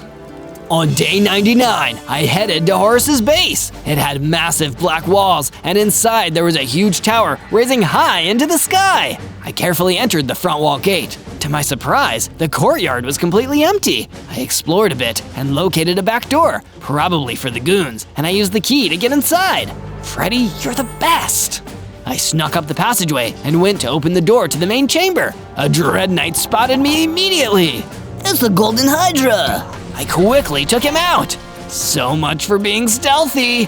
I was a Hydra after all, a golden one at that. It was hard to keep a low profile. I opened the chamber, and to my surprise, only Horus stood inside, smiling at me. Did you really think it would be that easy, Hydra? But at last, you're a day early. What exactly was your plan here? Give me back the amethyst crystals, and nobody has to get hurt, Horus. No. I was prepared this time. I smacked him back with my claws and grabbed for the crystals. Before he knew it, I was down the passageway. Stop that, Hydra! I made it back to my base and hurriedly crafted the amethyst sword out of the 2 amethyst crystals and a stick. It was time to defeat Horus once and for all. On day 100, I made my way back to Horus's base. Perfect, a dramatic ending, just like I wanted. Horus was waiting for me outside. Are you ready for your reign of terror to finally end, Horus? You're exactly where I want you, Zozo. When this battle is over, I'll take control of your body and use you as just another tool to take over this world. Not if me and the amethyst sword have anything to say about it. This time, I wasn't playing around. He fired a magical energy blast at me, but I was so strong now, I tanked it and ran right in. Oh, no, I may have made an error here. But the time for talk was over. I ran in and hit him with the amethyst sword again and again, weakening him a little more each time. He unleashed his guards on me, but they were taken care of quickly. Many sword swings later, when Horus was on the edge of defeat, I stopped attacking and stepped back for a moment. You can't win! I am an all-powerful sorcerer! Silence is golden, Horus! With one blast of my golden spit, Horus was turned into a harmless golden statue forevermore. At long last, the creatures of the overworld can breathe easy again. On day 1, I spawned in as a Lego man. Looks like I'm a baby Lego man. Figures. Wait, it looks like the whole Minecraft world is made out of Lego. That's amazing. I looked around the desert I'd spawned into and saw other Lego people walking around. All villagers, by the looks of it. I've never seen anything like this. What's going on here? Allow me to explain, Lego Zozo. I turned and saw a more sinister Lego man with a scary-looking helmet and a business suit. He didn't look friendly. I'm Lord Business, soon to be the new manager of this Lego world. I'm gonna keep things clean, orderly, and most importantly, profitable. That doesn't sound so bad. Oh, and I almost forgot to mention, to make profits, you need to cut costs. And I'm gonna cut costs by destroying all those who oppose me. Starting here! He swung his hammer, and suddenly the desert was filled with explosions, tearing into the ground and blowing up all the Lego villagers around me. Just like that, I was all alone. I'm not gonna let you get away with this, Lord Business. I will defeat you. Lord Business just laughed and stomped over towards me. I've got a tight business plan, Zozo. I'll have control of this entire world in 100 days. And unless you become a master builder, you'd have no hope of stopping me. And it's not like that's gonna happen. I wanted to fight back and defend myself, but I was just a baby and I didn't have any weapons. That's when a swarm of soul vultures appeared and started chasing me. All I could do was run. There's only one way out of this. I need to figure out what exactly a master builder is and become one in 100 days so I can defeat Lord Business and stop him from taking over the world. On day 2, after running for hours and hours, I ended up leaving the desert and entering the savannah. I may not have any weapons yet, but at least I'm tough. 5 Lego hearts? Even my health and hunger bar look like Lego pieces. And I'd need those Lego hearts because I still hadn't lost Lord Business's gang of nasty soul vultures. They were tough and fast, and I still didn't have any gear to fight them off with. Don't you guys have something better to do than hassle a baby Lego man? As the soul vultures got closer, I could feel my energy depleting. It was almost nightfall, and now I was really in trouble. Then, flaming arrows went flying through the sky. Someone was shooting at the soul vultures. The flames scared them, and the flock retreated. Someone had saved my life. That's when I saw a Lego villager hiding behind some cover. Thanks for saving my life, man. No problem. Name's Bruce. I'm part of the resistance against Lord Business and his evil plans. Wait, there's a resistance? Please let me in on it. I want to help defeat Lord Business too. Then you better follow me. It's dangerous to be around here at nightfall. Before we go, do you perhaps have any food? My Lego belly is starting to rumble. No problem, little man. Here are some cooked mutton Lego bricks. On day 3, Bruce and I went to a village in the middle of the savannah. The village provides cover for the resistance. All the key members are hiding out here. None of us want Lord Business to turn this world into his personal piggy bank. Bruce took me to a secret building in the middle of town where he wanted me to meet the resistance leader, an Egyptian illager named Osiris, sitting in a chair in his private library. Everyone was gathered around the table, so I sat behind it as well. It's nice to meet you, Mr. Osiris. I'm Zozo. Bruce told me you're the leader of the resistance against Lord Business. This is true. Bruce told me you wish to join us. That's also true. Lord Business attacked me when I first spawned, and he told me he's gonna take over the world in the next 100 days. I could only stop him if I became something called a master builder. Osiris seemed shocked. He stood up and came walking towards me. A master builder? He said those exact words? Master builder? Yeah, but I have no idea what it means. Do you know anything about master builders, Osiris? Legends tell of the master builders. They're Lego men who have mastered the sacred art of construction. Through training and special techniques, they can build anything. Some say they're so good at building, they don't even need to use weapons to fight. They can use building itself as a weapon. I jumped with excitement.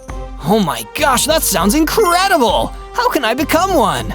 It won't be easy, but it's possible. It will take training in the art of building, of course. But most importantly of all, you must be taught the secret techniques by the 4 master builders hidden across the world.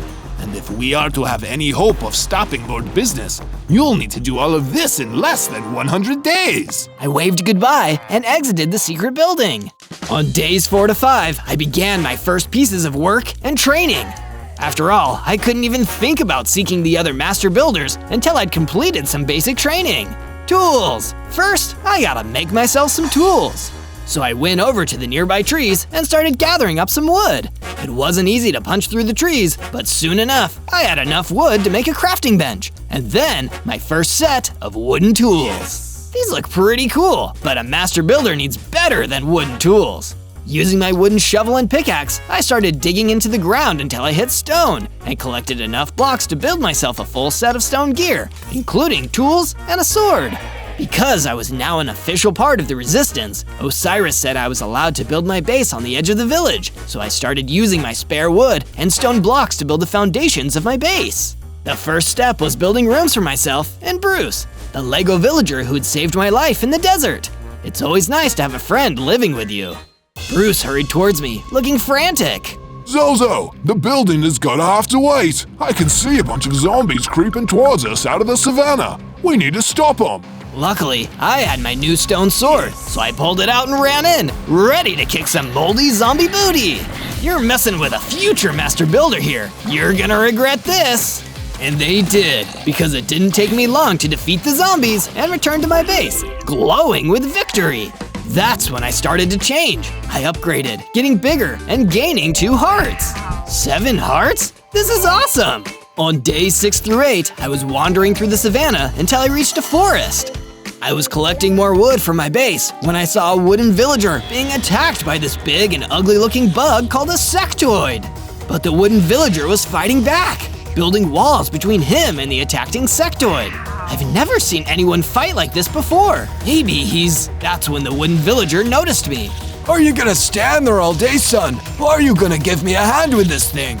Oh, right, sorry. I ran in with my stone sword and joined the fight. The sectoid was tough, but with me and the wooden villager working together, we had a chance. Every time the sectoid tried to attack me, the wooden villager quickly built a little wall between us. Soon enough, the sectoid was exhausted and confused, and I was able to defeat it with my stone sword. He dropped some string. I guess it makes sense. He did look a bit like a spider. All that was left was me and the wooden villager. I wanted to know more about his special fighting skills. Thanks for the assist, kid. Who are you? I'm Zozo, and who are you? I'm Master Ren. Wait, Master? As in Master Builder? Can you help me learn to be like you? Sure thing, kid. Your training starts now. You're gonna help me chase a soul eater out of a cave near here. Sounds like a plan, Master. Let's go! On days 9 to 10, Master Ren and I made our way through the forest until we found the cave he told me about. Before we go in, Master Ren, what's the first lesson? How can I fight like a Master Builder? The first technique is the one you saw me using in the woods, kid. When your opponent tries to attack you, you build a wall between you and them. Okay, I think I'm ready. Let's do this! I followed Master Ren into the cave, where the Soul Eater was waiting. It was even bigger and scarier than I thought it'd be, and the second it saw us, it flew towards us. Now is the time, Zozo. Try out the technique I taught you. But with the Soul Eater charging towards me, I panicked. I couldn't help it. I tried to build the wall between us as quickly as I could, but the Soul Eater just flew over the tiny barricade and started attacking me. In one strike, I lost a bunch of hearts. Uh-oh, I need to get out of here.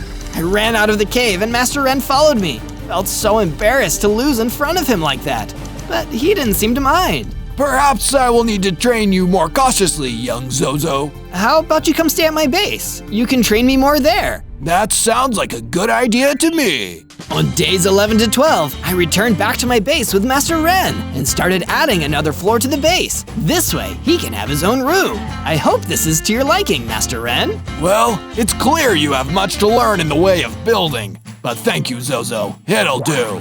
While Master Ren was resting up, I decided to put my building skills to good use. I created a custom crafting room where I could perfect my crafting skills and store my creations. By the time I was done, I saw that Osiris had arrived at my base, and he had something to tell me. How's the training going, Zozo? It's, going. What's up? I figured it was finally time for me to tell you about what's really going on and why Lord Business is doing everything he's doing. You see, creativity is a wonderful thing, and it's a skill that all master builders are required to develop. But the purest kind of creativity is the kind used to make people happy. The darkest kind is the one that Lord Business has fallen prey to. Creativity to satisfy greed.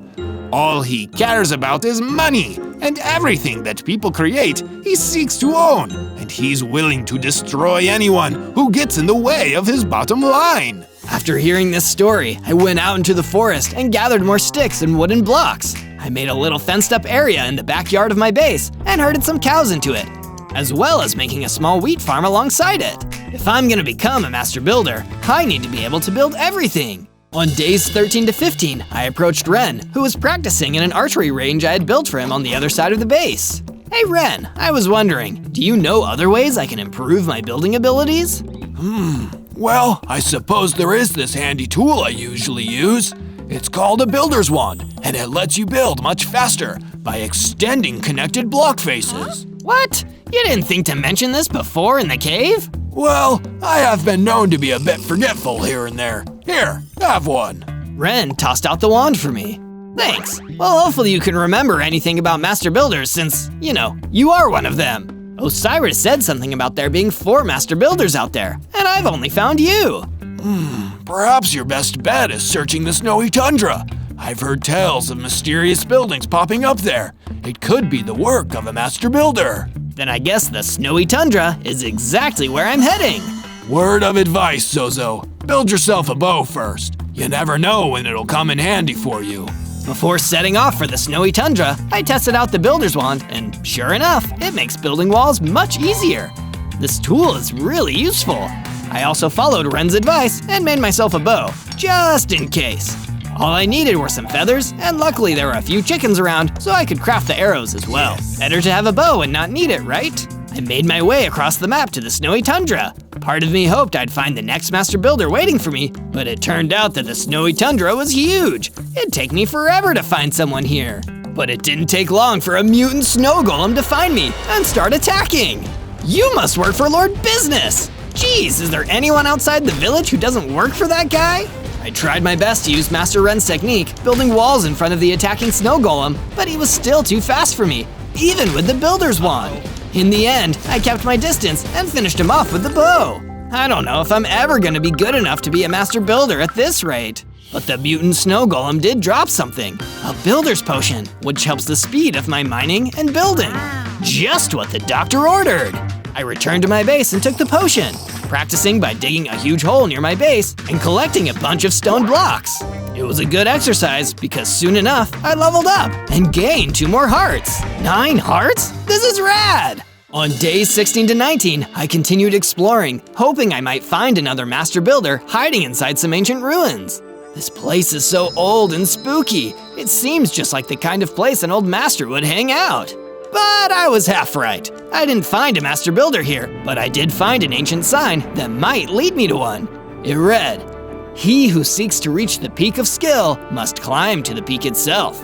A master dwells where the air is thin." Thin air. Peaks? That sounds like a mountain. I know where I need to go now. But I couldn't celebrate too quickly.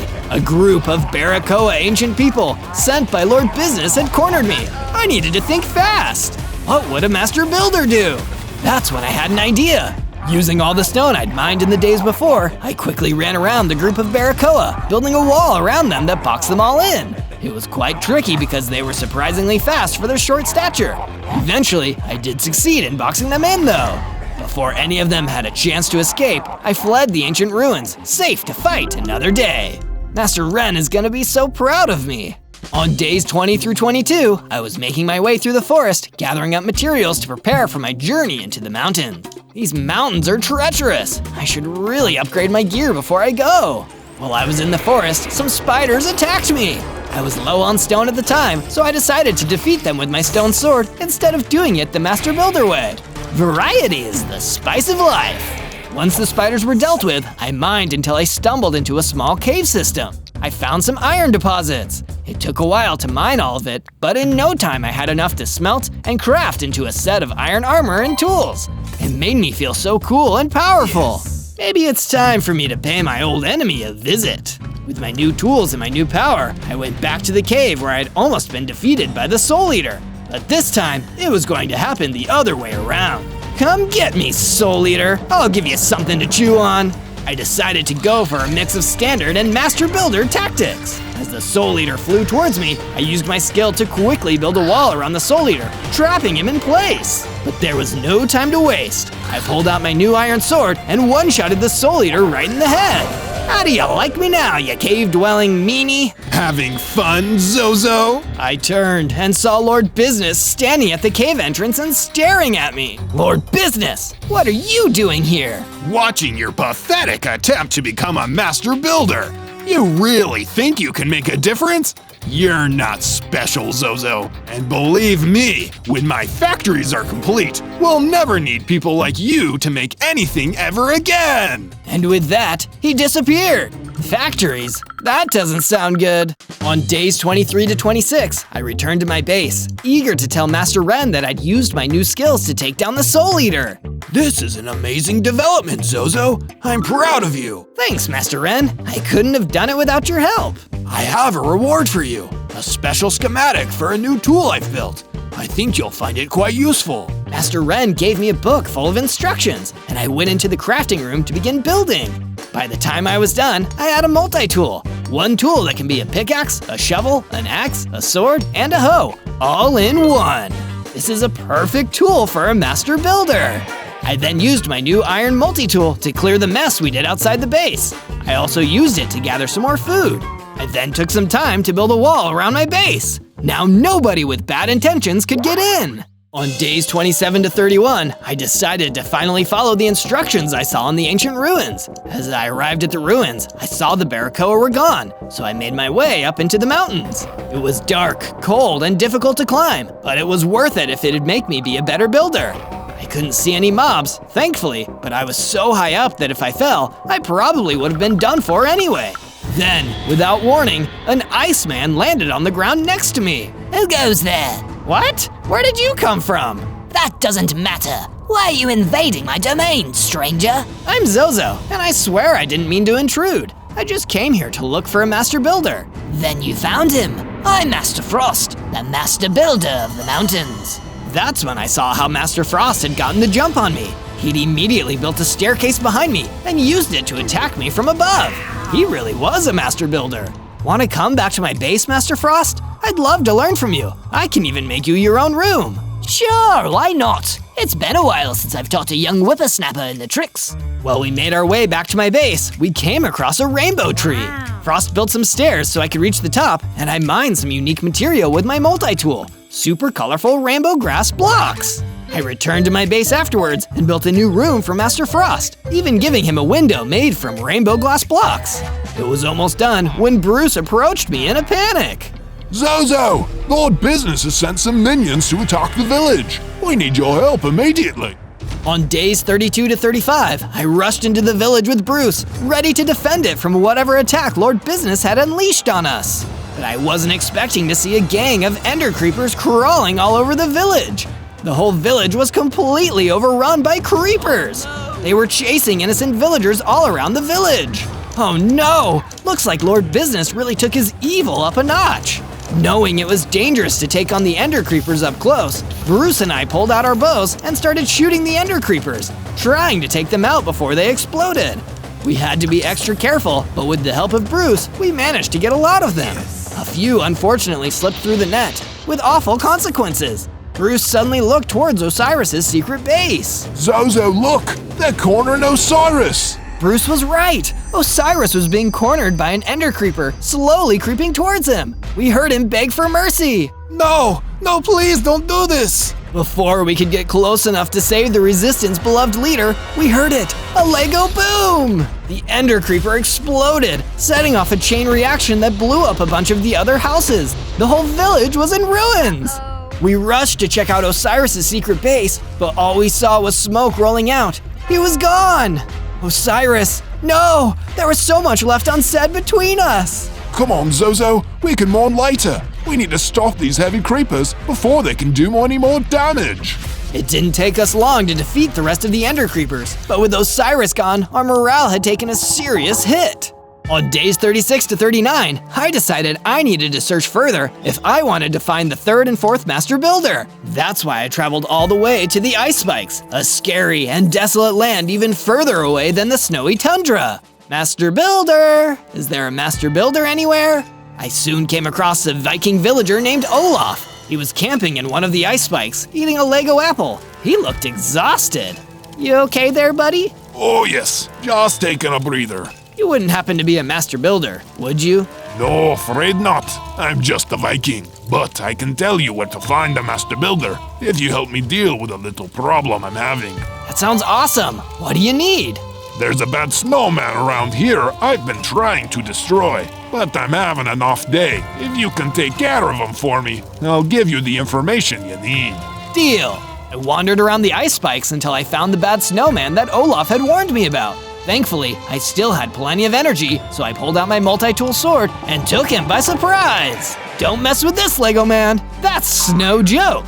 He even left a few carrots and snowballs in his chest. Maybe the Viking will want to play a snowball fight with me. I returned to the Viking and told him the good news. The bad snowman had been defeated. Finally! I thought I'd never get to leave this stinking place. Yeah, the snowman even left a few snowballs behind. Wanna play a snowball fight? No thanks. I'm too old and tired for such games. Oh, okay. So how about the Master Builder? Where can I find the next one? I heard there's one of them hiding out in the swamp, but he likes his privacy. No offense, but you should probably get better before you go see him. If you're not experienced enough, he'll think you're just wasting his time. On days 40 through 43, I returned to the base. Walking through the rubble the creepers left behind reminded me of the loss of our great Osiris leader. This is no time for sadness. I'm ready to practice and improve my building skills, so one day I can have my vengeance. I added some new furniture to the base, along with some bookcases that helped me study the craft of master building. Master Ren approached me midway through my renovations with a new request. Zozo, my student, Lord Business's latest creeper attack on the village has destroyed many homes and left many LEGO villagers homeless. You should do them a kindness and make room in your base for them to live in the meantime. Master Ren made a good point. I invited in the homeless LEGO villagers and started building another level to my base, complete with beds for them all to sleep in. Just as I finished, Master Frost came to me with an urgent message. I'm sorry to interrupt you, Zozo, but I've received some vital information. Some of my allies have followed up on the lead for one of Lord Business's factories. I need you to investigate and find out what's going on. It's also the perfect time for you to test out my attack from above technique. Of course, Master Frost, I won't let you down. On days 44 to 49, I followed Master Frost's instructions until I reached the factory. It was a spooky looking building, so harsh and out of place in this fun LEGO world. I need to stop this madness as soon as possible before it ruins the whole world. I crept inside, trying to stay hidden. But while I may have gotten really good at building, I was kind of terrible at creeping because Lord Business noticed me immediately. This is private property, Zozo. Did none of your masters ever teach you not to trespass? It's rude. It's also rude to be an evil overlord. What's your endgame, Lord Business? What's the big plan here? Well, since you'll never leave this place alive, I guess I can tell you. You see this factory? I'm going to cover the whole world and thousands like it, and fill it with builders like you. You'll all either work for me or be destroyed, endlessly building products that I can sell for a massive profit. All for me! You'll never get away with this! I won't let you! You don't have a choice. Remember the golden rule. He who has the gold makes the rules. Speaking of which, meet a friend of mine, the Gold Warrior. A gold warrior stepped out from the darkness, ready to fight. Get rid of him. I'm a little too busy to stick around and watch. Lord Business disappeared again, and the gold warrior charged at me. On days 50 through 53, I tried to use my skills to fend off the Gold Warrior. He was the strongest enemy I'd ever faced, and he wasn't giving up easy. No matter how fast I tried to run away from him, he caught up to me. Can't we just talk this out, Mr. Gold Warrior? He didn't seem to think so. Instead, he kept trying to jab me with his lethal spiky club. I kept building walls between us, but every time, he'd effortlessly get around them. I was in real trouble. I tried taking him down with a bow, but he used his shield to stop the arrows. I got one shot in, but that was about it. This is not effective. I need to change tactics. I pulled out my multi-tool and activated the sword. I couldn't stop him with my master builder techniques or my bow, so I was going to have to fight him directly instead. It was a tough battle, and I lost quite a few hearts along the way. I even got down to half a heart. Luckily, I was able to build my way to safety and eat to regain my health.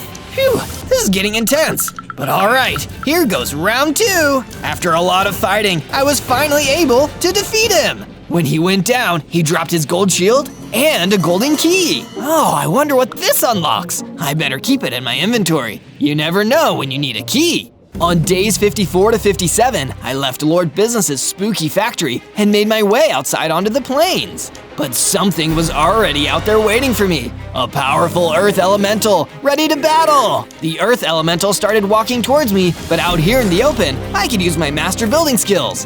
I quickly started using the Master Frost technique, building stairs so I could run up them and attack from above. It's over, I have the high ground. I leaped down onto the earth elemental and destroyed him in one direct strike to the head. He dropped a powerful Protection 3 enchantment book too.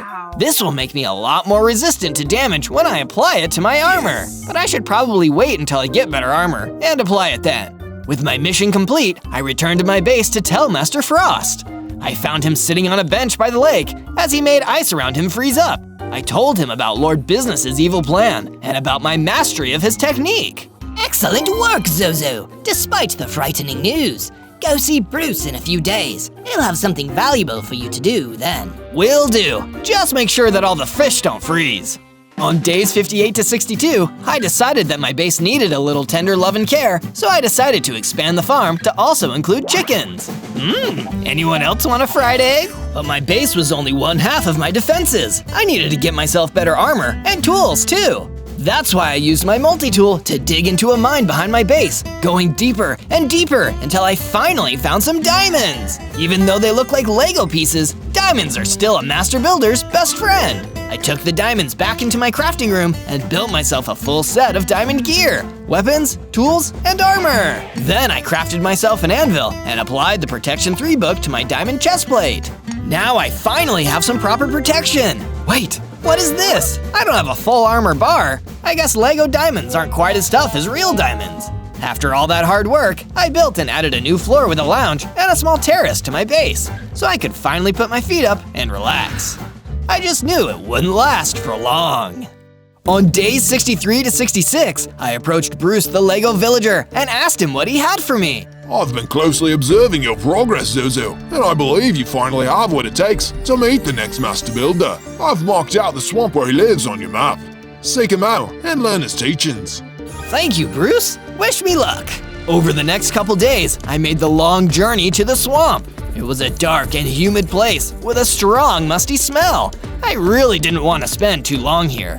Even less so when I saw a huge Polypham running towards me, ready to fight. Get out of my swamp, intruder! The Polypham was twice the size of me. I'd never stand a chance against him in a fight. I tried to run away, but he was way ahead of me. The Polypham mined into the ground and rapidly tunneled below me before popping back up out of the ground right in front of me. Please, I don't want any trouble. I'm just looking for the Master Builder. The Polypham immediately stopped. Oh, why didn't you say so? Nice to meet you. I'm Master Tony, the Master Builder of the Swamp. Master Tony, I'm so pleased to see you. I was told you didn't like visitors. Normally I don't, but today I need a hand. I've got a monstrous swamp leech infestation. If you help me with that, I'll teach you a thing or two. On days 67 to 70, I followed Master Tony deeper into the swamp to help him take on his monstrous swamp leech problem. Being a master builder, I'm pretty strong, but leeches have always squicked me out, so I appreciate your help on this. It didn't take us long to find the leech infestation. I didn't want to get too close either. They looked pretty freaky, so I pulled out my bow and picked them all off at a distance, one arrow at a time. Leeches, be gone! Whoa, I should have been a pest controller. Great job, Zozo. I'm glad I don't need to look at those nasty things anymore. Happy to help. Now, how about that technique? Master Tony was a man of his word. He showed me how he'd mastered the combat tunneling technique, how you could use your pickaxe to dig into the ground to escape, or create pits for enemies to fall into. This is awesome! I only need to learn from one more master, and I'll be a master builder myself! On days 71 through 74, while searching the plains, I found an entrance leading to some kind of bunker. What could have been inside? And if you like crazy mysteries and wild adventures, you should search for more Zozo videos by typing ZO into your search bar. I prepared my diamond sword and climbed down through the door. It looked like some kind of secret bunker underneath, filled with bookshelves and books all marked factory plans. Wait, this place must be owned by Lord Business! Clever observation, Zozo! Lord Business suddenly came out of the secret bookshelf entrance and swung at me with his netherite sword. I barely dodged in time. I made a mistake, sending my minions to destroy you before. I should just get it over with and destroy you myself. I tried to fight back, swinging my sword at him, but every time he blocked my strike and fought back, knocking off a few of my hearts. You're no master builder, Zozo. You're weak and pathetic. As Lord Business tried to finish me off, all I could do was escape. In a frantic panic, I built a wall between him and myself and made my way out of the bunker while he broke through it. I wasn't strong enough to beat him. All I could do was run, but at least I escaped. This time anyway. On days 75 through 78, I continued making improvements on my base. It was one of the tallest and most impressive bases I've ever made, so I decided to build downwards too. That's why I made a cozy basement to hold extra supplies. I even installed a few beds just in case. Just as I was finishing up, Master Frost approached me with a gift. Zozo, I just wanted to tell you, I'm so proud of all the work you're doing. Nobody is fighting back against Lord Business as hard as you. I wanted to give you a gift, as a token of my thanks. It's a potion of strength I brewed for you. Wow, thanks, Master Frost. I can't wait to try it. I drank the potion and felt myself getting bigger and stronger by the second. By the time the transformation was done, I was a full-grown Lego man with 12 hearts. Let's see Lord Business try to take me on now. On days 79 through 84, I decided to travel for a bit to flex my new strength and Master Builder abilities by taking on some bad guys in the forest. Lucky for me, a gang of bad guys weren't hard to find, as when things got dark, the woods soon became filled with angry skeletons. You guys have got to go down, no bones about it. They didn't appreciate my bad pun. Instead, they attacked me. I decided to put all my Master Builder skills to use in stopping them. First, I used Master Frost's technique. I quickly made a stairway and climbed to the top to get away from them. Can't get me up here. Then, I used Master Tony's special technique. I leaped down onto the ground from above and started digging until I formed a big square hole in the ground. It didn't take long for the skeletons to follow me and fall in as I climbed back out. Then I capped it off with Master Ren's technique and built a roof over the pit where all the skeletons were trapped, sealing them away forever. Wow, I'm almost a Master Builder. It's true, and I like your style, Zozo. I turned and saw that an Egyptian jackal had been standing there and watching me the whole time. He seemed impressed. I'm Master Joey, the final Master Builder. I hear you've been looking for me. You heard correctly, Master Joey. Can you teach me your special technique so I can finally become a true Master Builder? I won't give you a technique, Zozo, but I will give you a tool.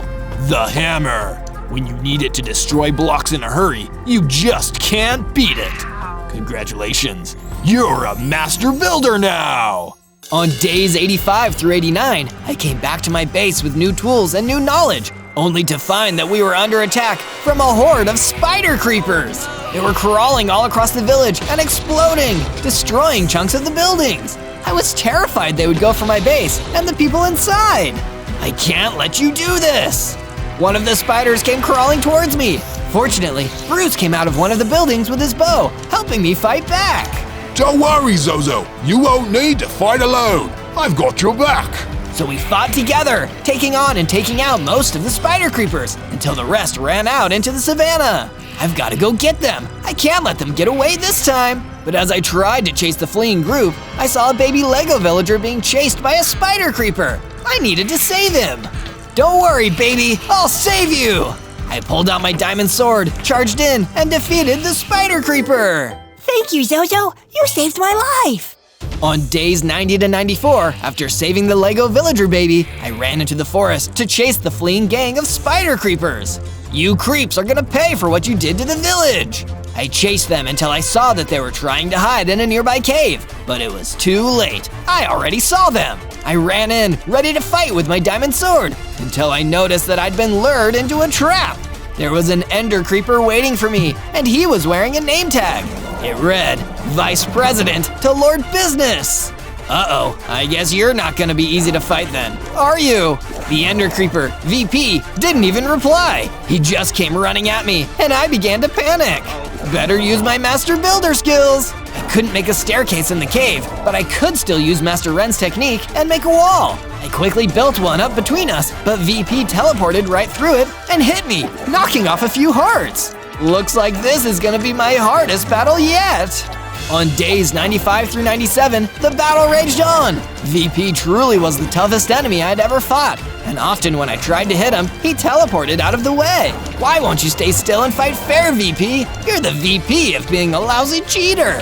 Being an Ender Creeper, he also had the ability to teleport lit TNT right on top of my head. Oh man, I've got to be careful and dodge his falling TNT. That's when I figured out the perfect method of stopping him. I used Master Tony's technique and created a hole, tricking the Ender Creeper into falling into it. After that, all it took was one strike from above to destroy the Ender Creeper. He even dropped a banana waba brick, one of the strongest unbreakable pickaxes in the world. So of course, I grabbed it. In that moment, I had a vision, revealing the truth about Lord Business. Once, he also wanted to be a master builder, and he sought out the secrets to learn the knowledge and the techniques. But in the end, it was never meant to be. He was too greedy and impatient to truly learn. So instead, he decided he'd make others do the work for him and just take all the money. If Lord Business never even fully gained his master builder skills, maybe I really will be able to finally defeat him. On day 98, I prepared for the final battle, mining to gather extra blocks that I could use in the fight. Before I could leave, each of my friends came to offer words of encouragement. First, Bruce, the Lego villager. You're one of the strongest fighters the Resistance has ever had, Zozo. I just want you to know, no matter how this ends, it's been an honor serving with you. Then came Master Ren. You have learned the ways of the Master Builder, Zozo. Remember them and use them wisely. And even Lord Business won't be able to defeat you. And finally, Master Frost. Be creative, Zozo. That's the most important thing. And it's something you're brilliant at. Lord Business will never be able to take that away from you. Hearing all of this made me finally feel ready to take on the evil mastermind behind it all.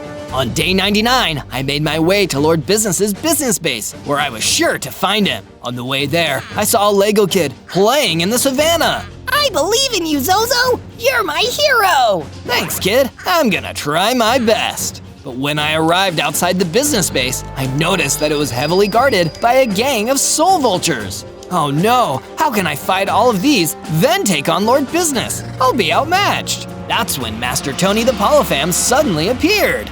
Don't you worry, buddy. I'll take care of the soul vultures. You get in there and take that businessman down. Thank you, Master Tony. I couldn't do this without you. Master Tony ran in and started fighting the soul vultures. And while he was distracted, I ran right past him and used the key, dropped by the gold warrior, to enter the business base. I knew that key would come in handy. On day 100, with my tools gathered and my master builder status secured, I entered the inner sanctum of Lord Business's business base. The place was huge, with tall walls and a massive fountain in the middle. I proceeded forward through a treasure room filled with gold piles. He was waiting for me on the other side of the room, sitting in his giant golden throne, laughing evilly. So you're finally here, Zozo, but I'm afraid you're already too late. It's never too late. Ha! That's what you think! My forces are ready to roll out, and they follow only my command. This whole world will be turned into one giant corporation, and I will be the CEO. Only a master builder could stop me now. That's the thing, Lord Business. I am a master builder. I pulled out my hammer and prepared to battle the evil businessman for the sake of the world. He jumped off his chair, wielding a netherite sword, and tried to attack me. I quickly built a wall between us, and anytime he knocked the wall down, I built another. Aren't you even going to fight back, Zozo? This is pathetic. I am fighting. I'm fighting like a master builder.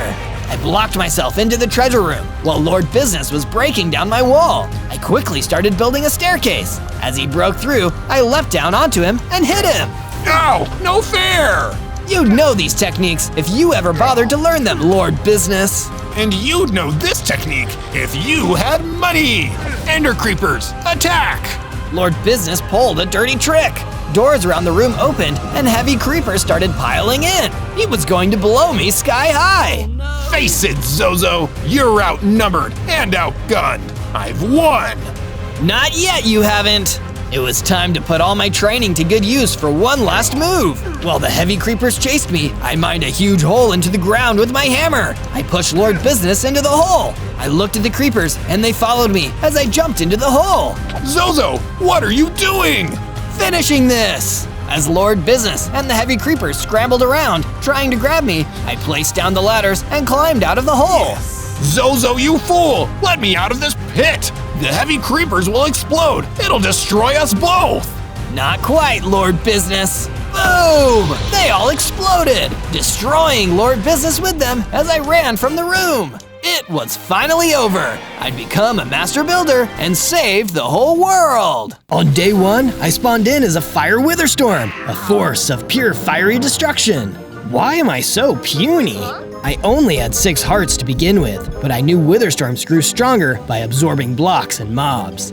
I tried to absorb some of the nearby blocks and grow bigger, but it didn't work. Maybe I needed to unlock that ability first. It also looked like I couldn't really fly yet. At least I'm immune to fire. The area I spawned into was a molten lava field that would be really dangerous for regular mobs. It was like home sweet home, but there was nothing to destroy. I didn't see any other WITHERSTORMs either, so I figured I had been left behind by the others while they went off to grow bigger. Wait for me, guys! I ran around looking for my friends until I saw something really strange. There was a snowy biome right next to this fire one. What's the deal? Everyone knows that fire and ice don't mix. I heard a growl behind me and saw a fire Cerberus looking really hungrily at me. Hey, WITHERSTORMs aren't nutritious! I hit the Cerberus, but because I was so small, the damage was nothing. I was losing hearts fast to its bite, so I decided to run away. I ended up running straight into a Vex that wanted a piece of me too. All of a sudden, Fireland doesn't feel that much like home. I jumped down into a lava pit and hid myself away. I knew they couldn't follow me because of my fire immunity, so I stayed there safely until the next day.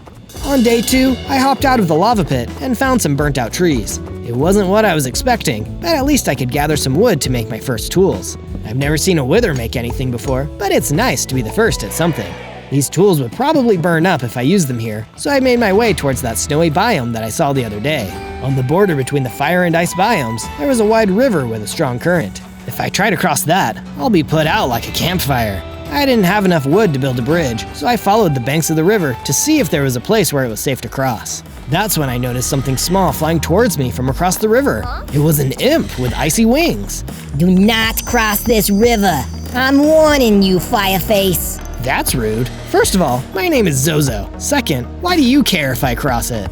It's not me who cares. The Ice Meister is the one who doesn't want anyone from the Firelands coming over here. I'm a WITHERSTORM first, and a fire creature second. I'll go where I want. My warning still stands. There's a war going on, and Ice Meister plans on winning it. A war between the creatures of ice and fire? That sounds heated and chilling. Steer clear of it, Fireface. I mean, Zozo. Thanks. I finished the day by mining some stone blocks from the side of the river with my new set of tools. On day 3, I started building a base on my side of the river with some stone blocks as the foundation. Whoever this Ice Meister guy is, he can't be mad at me if I don't leave the Firelands.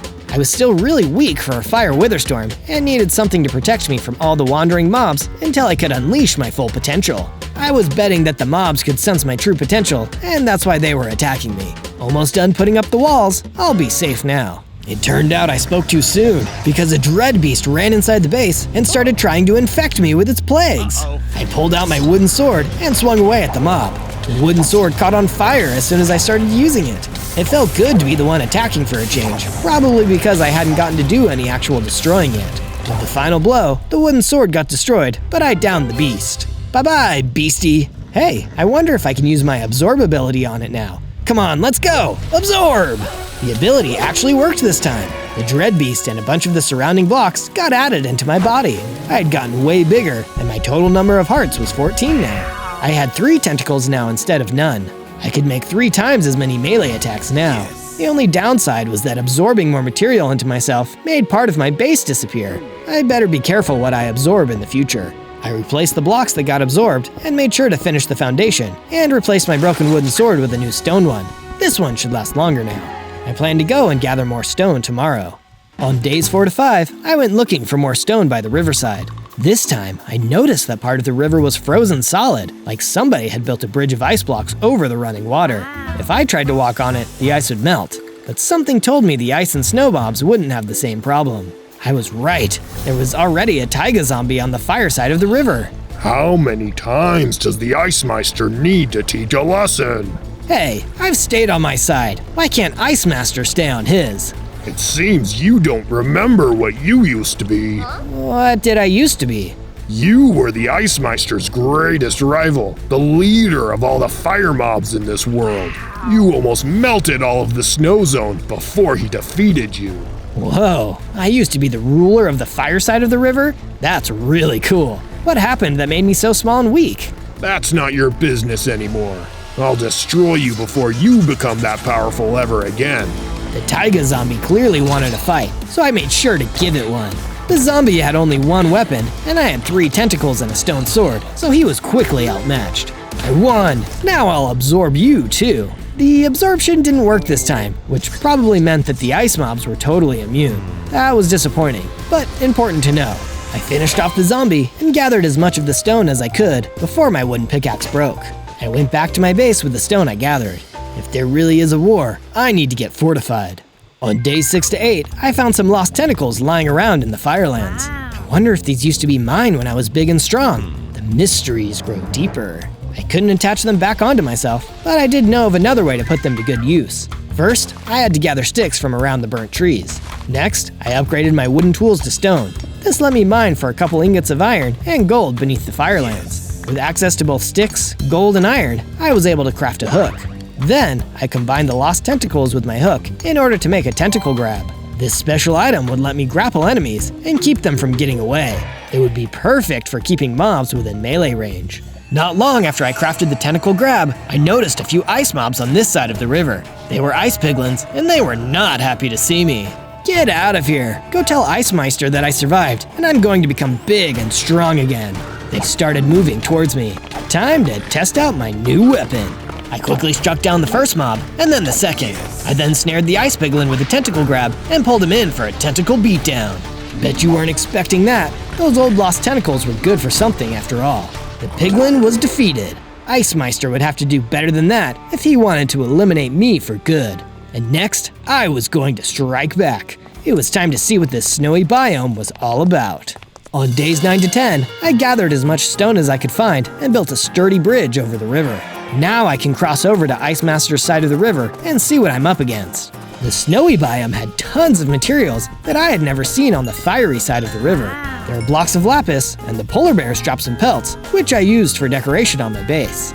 I continued through the tundra, seeing all sorts of wonderful things along the way. This was a nice area. It would be a shame if I had to burn it all down. That's when I saw him, Ice Meister.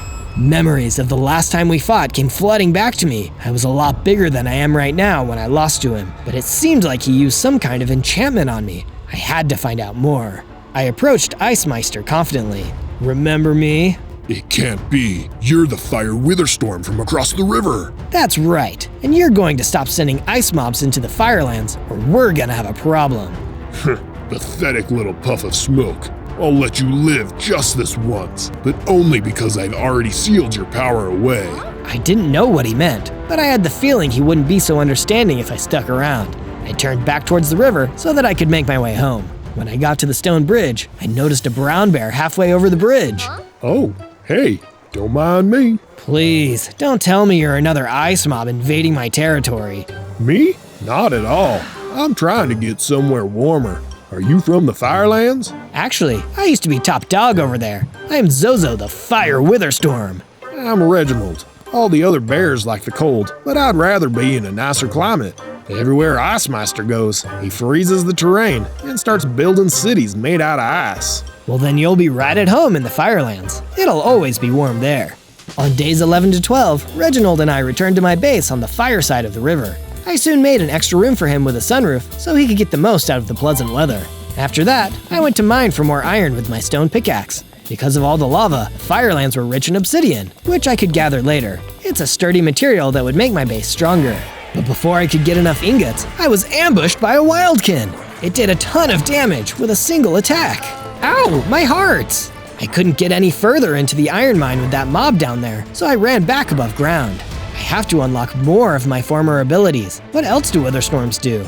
I concentrated as hard as I could on one of the nearby magma cubes. With some effort, I was able to fire a Wither Skull projectile. The mob was destroyed in one hit. Wither Skulls, that's it!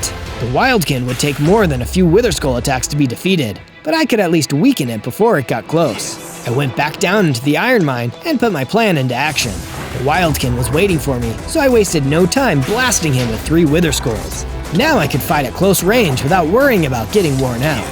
The Wildkin's claws were still doing damage to me, but I had 3 tentacles, so my attacks were much faster. Once I beat him, I crafted an iron pickaxe and mined the obsidian from the surface of the Firelands. This obsidian will look great on my base. I was right. The obsidian made a perfect addition to the outer walls. My base was becoming a real fortress.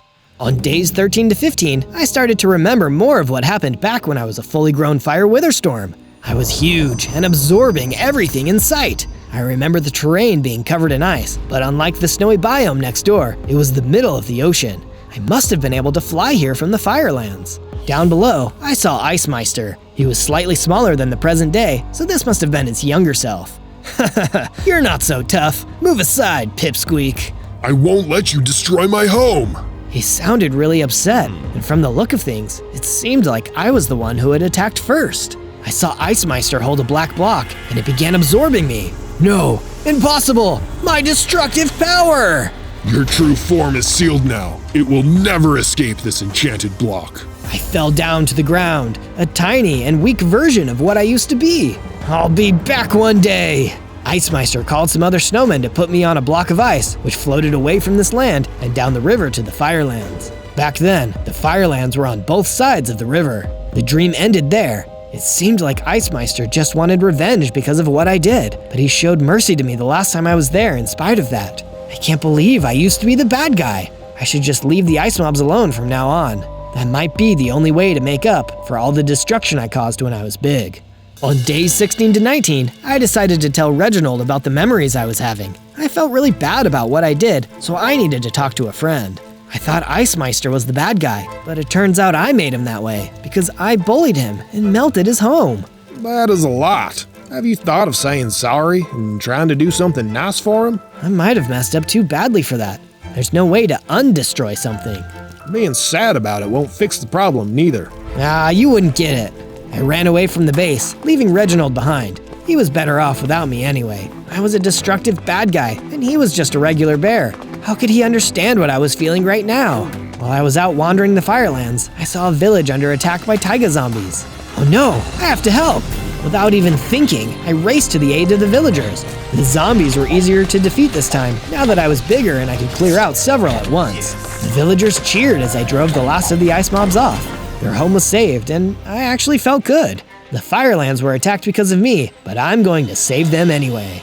I can't change the past, but I will stop this war and save my home. Thank you, Zozo. We were hoping someone would protect our village from the ice mobs, but we never expected you would return to save us. I'm back, and better than ever. The villagers brought a large stack of blocks out of their houses and set them down in front of me. We were storing these blocks for you to absorb, so you could become strong again. You're not afraid of my true form? No way!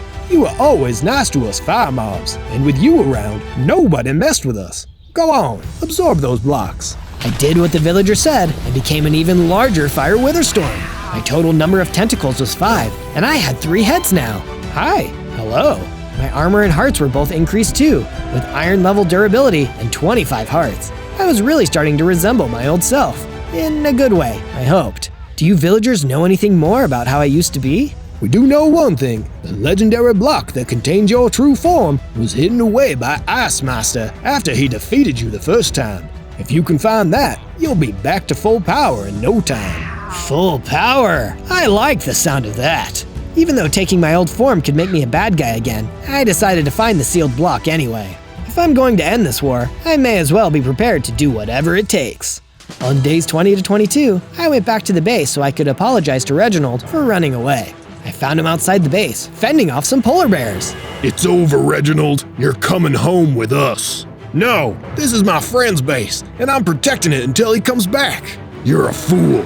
We were right to kick you out of the Polar Bear Club. I ran over to help.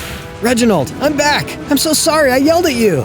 Oh, it's the firestorm. Retreat. The polar bears ran away in fear in the sight of me. Thank you, Zozo. I'm glad you came back.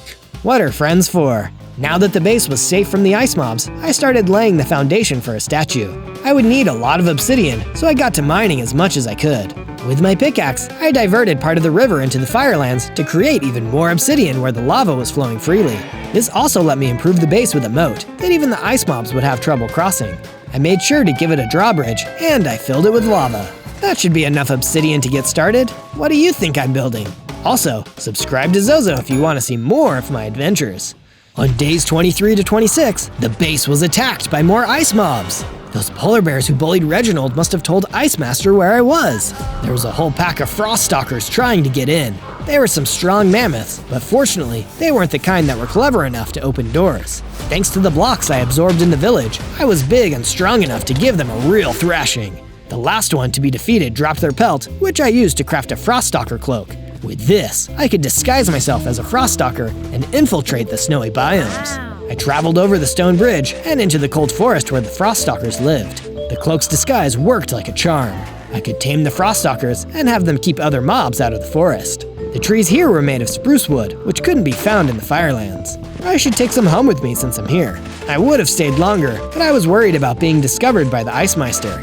I went back to the base and built myself a fireplace that would put the spruce wood to good use. When I went back outside, I saw a fire elemental hanging outside the walls of the base. Excuse me, is this where the resistance is? Resistance? You know, the resistance against Ice Meister and his army of ruthless conquerors. Some villagers told me that the fire WITHERSTORM was coming back. Is that you? Yep, that's me. Oh wow, I'm your biggest fan. I wanted to join up with you and help save our home. You're a fan of me? Wow, I'm not sure how I feel about that, but I'll let you in. It's safer inside of the base. Sweet. I added a room made completely out of obsidian to the base for the fire elemental to live inside. On days 27 to 31, I had another vision, but this time it wasn't from the past, but from the present. I could feel my sealed destructive power calling out for me from inside the enchanted block. It seemed like it had been locked away inside of some kind of underground vault. I didn't get to see the outside of the chamber, but my best guess was that the entrance was somewhere in the snowy biome. I went to the stone bridge in order to cross, but saw that it had been destroyed while I was away. That must have been the Ice Meister's doing. It looked like the mob who did it was still there. A ferocious yeti that was bigger and badder than any ice creature I had faced yet. It snarled and charged at me. You may have wrecked my bridge, but I'm a lot tougher. I launched a wither skull at him before hitting him with the tentacle grab. The yeti attacks were strong, but so were mine. After fighting the big lug for a bit, I let go of the grapple and pushed him into the river. The fast-moving current washed him far away. I jumped over the gaps of the bridge and made it to the other side. On days 32 to 35, I came across a village of icemen. They'll probably attack me if they find out who I really am. I'd better blend in. I used the Frostwalker cloak in hopes that they'd think I was just a mammoth passing through. It didn't really work. It's the leader of the fire mobs! Darn it, there goes that plan. What do you want with us? Don't be afraid, I'm not a bad guy anymore. I just want my powers to be unsealed. Do you know where the Ice Meister is keeping the block? I can tell you that it's not anywhere in the Snowlands. Ice Meister didn't want you to invade us looking for it. I'm not invading, I swear. Like we'd believe you. It wasn't on this side of the river. That was bad news on its own. It was even worse because the villagers were really scared of me. I figured I might as well leave, and then Ice Meister showed up. What's this, Iceman? Are you seriously being friends with a fire mob? That's not cool. No, Ice Meister. It's the leader. The fire WITHERSTORM you sealed away. That's even worse. I should have you all frozen for this betrayal. Hey, don't blame them. I'm the one you want. And you. I told you I'd only spare you once. Then come and get me. Ice Meister started chasing me, so I ran away from the Iceman village back to the river. Thinking quickly, I took a risk and jumped in. The water would deal damage to me, but I had enough hearts to withstand it now. I had gotten away from the Ice Meister, but the current took me for a ride. That was until I hit an ice bridge further down the river and was able to swim back to shore. It was the Icemen. They had come to save me. Thank you for distracting Ice Meister. He's gotten really angry lately, and he's obsessed with war. You protected us, so I guess we misjudged fire mobs. No sweat. Come on, follow me back to the base. On days 36 to 39, I made some big changes to the base so the Icemen who were staying here wouldn't be too uncomfortable with the heat. I carefully made a big pool filled with water for them to cool off. You can never have enough water fun. Well, I can, but you guys have a good time. You got that right. Now that you're all here, why don't you tell me more about that block that contains my true form? Ice Meister said he hid it in a place that is neither fiery or icy. A pasture with a balanced climate and huge fields of crops. It sounds like there wouldn't be any war happening there. Yeah, wherever it is. After talking to the Iceman, I did some more work on my statue. I've moved past the foundation, and it's starting to take shape. Do you know what it could be? On days 40 to 43, the base was visited by a friendly dragonfly. Salutations! I've heard that you're trying to take the fight to the Ice Meister. You heard correctly. All right, it just so happens that I know about a way to upgrade your wither skulls. Oh, tell me! There's an ice mob outpost upriver from here where they're keeping the power-up, which will turn your wither skulls to blue wither skulls. It's guarded by a goat centaur archer, so be careful. I followed the dragonfly's advice and went to the outpost. As soon as I got there, the archer started opening fire. I avoided the arrows and struck back with my wither skulls. Kablam! I'm a pretty good shot. Inside the outpost was the blue wither skull power-up. I absorbed it, and my projectile attacks became twice as strong. These blue ones do serious damage. I felt the call of my sealed self further upriver, so I decided to trust that feeling and keep going. On days 44 to 49, I was astounded by how beautiful the biome around me was. There were crops growing everywhere, and the grass was lush and green. So this is what the world would look like if fire and ice weren't fighting? There were still dangers out here. A whole pack of coyotes tried to eat me, but I was too spicy. That's a fire joke. The coyotes turned away from me and ran back into the field of crops. I saw them a couple seconds later chasing a poor scarecrow. Help! Help! If only I had a way out of this mess! Hang on, I'm coming! I ran in and smacked the coyotes with my sword, scaring them off. Why were they chasing you? I thought coyotes ate meat. They're vegetarian coyotes, and most of my body is made out of vegetables. Oh, glad I could help. I'm Straw Bastion. Feel free to make yourself at home. There are plenty of crops here, all nourished by the magical power source we keep underground. This magical power source wouldn't happen to look like a black block, would it? Oh, I've never seen it personally. All I know is that it has a great fiery power which can keep the ground nice for cultivating crops. That has to be my sealed form.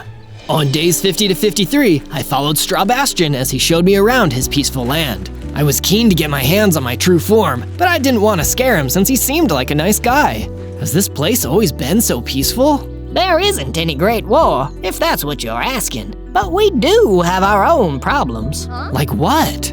Look around. All this delicious food and nobody to eat it. Every season, so much of it goes bad because the people in the surrounding lands don't come to visit. Well, I'll make sure that changes. That reminds me, there's another traveler here. Oh, how nice. Do I know them?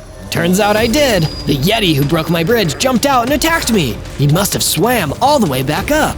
Let's finish what we started. I grappled him and we began to fight. Straw Bastion got scared, so he ran away. I wanted to go check on him, but I had to teach this Yeti a lesson first. Don't break people's stuff! I hit him with my wither skull and the Yeti was no more. After the fight, I looked around for Straw Bastion but couldn't find him. I guess I'll come back later. I was walking home when I ran into another vegetable person. This one had a tomato for a head. Wait, are tomatoes fruits or vegetables? What's it to ya? Sorry, I'm just looking for the legendary enchanted block. How do you get to it? You gotta dig for it, but you'll need better tools than that. There's a garden shed nearby with a strong shovel you can use. I took the Tomato Man's advice and found a diamond shovel inside of a nearby abandoned shed. The shed was too small for me, so I used my tentacle to pull the shovel towards me without damaging the shack. On days 54 to 57, I told everyone at the base about the peaceful fields upstream. All the fire and ice villagers were excited about all the food there and wanted to visit. To make the journey easier, I made rowboats out of the spruce wood. While I was working, Reginald came outside to join me. He said he wanted to ask me something. What is it, buddy? I wanted to mention something about this place with all the vegetables. Doesn't it sound amazing?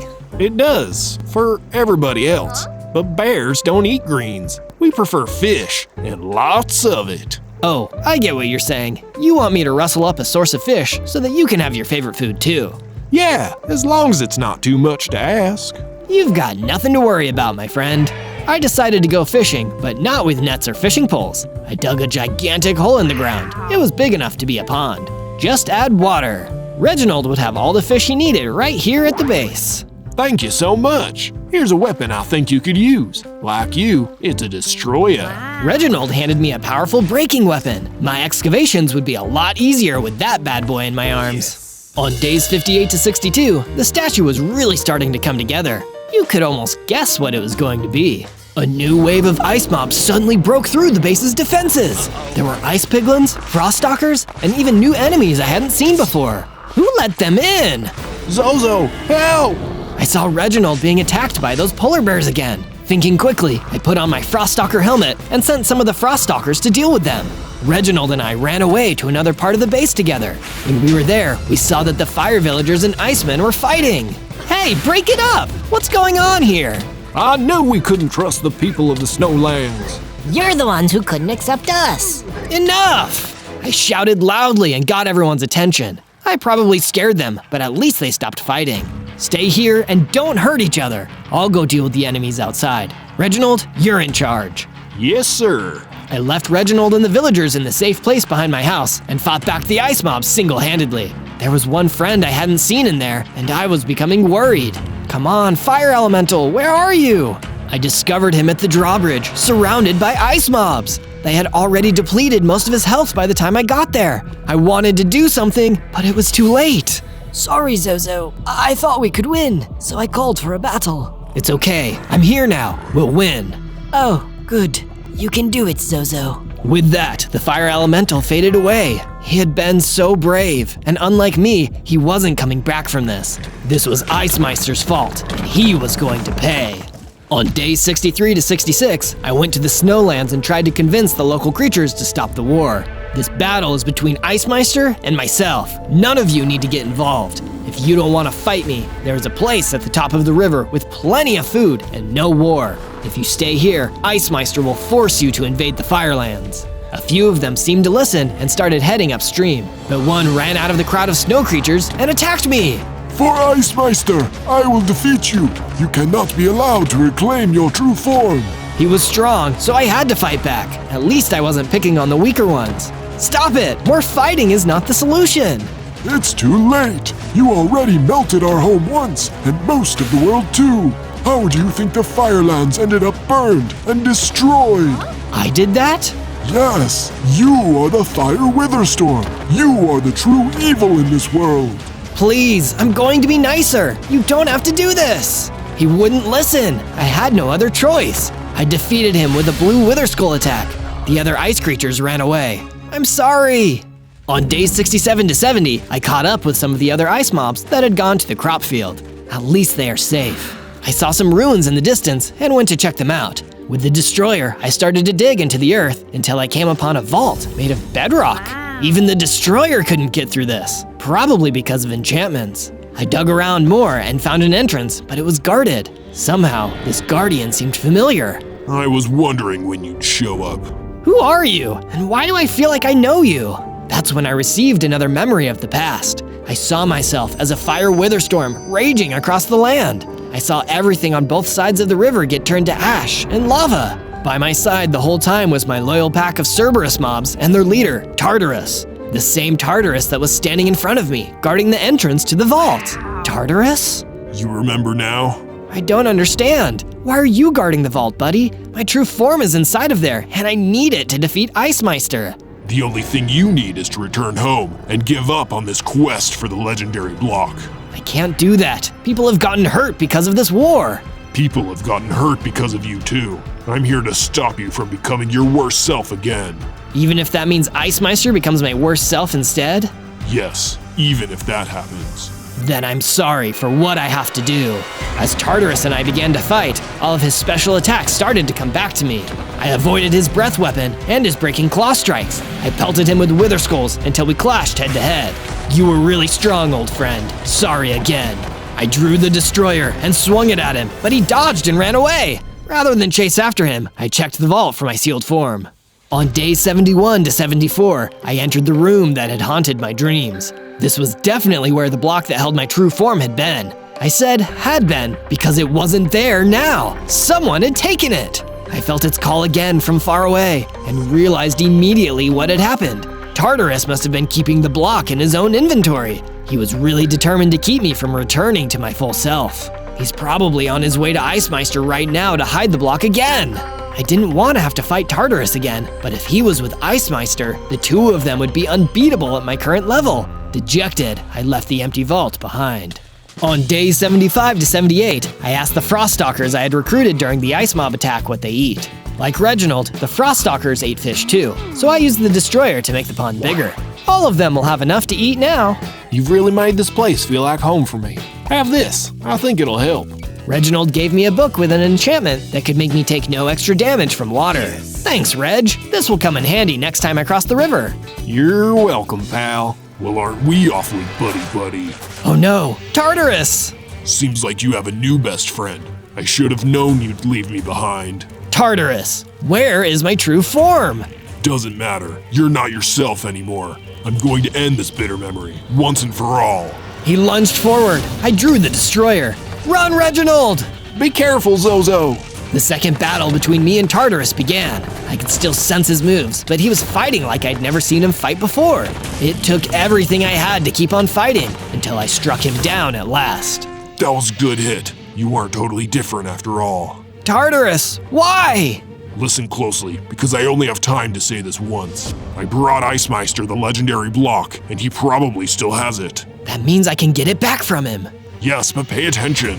That sealed block has had its destructive energy reversed through enchantments. That's why all the plants grew so beautifully in that field above. They are all going to wilt away if you don't put it back.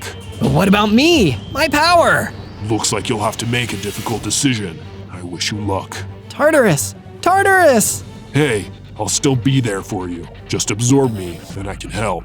Okay, I absorbed Tartarus and grew even larger. I was close to a full-size WITHERSTORM now. I had 60 hearts and diamond-level durability. Thanks, buddy. I'll never forget my oldest friend.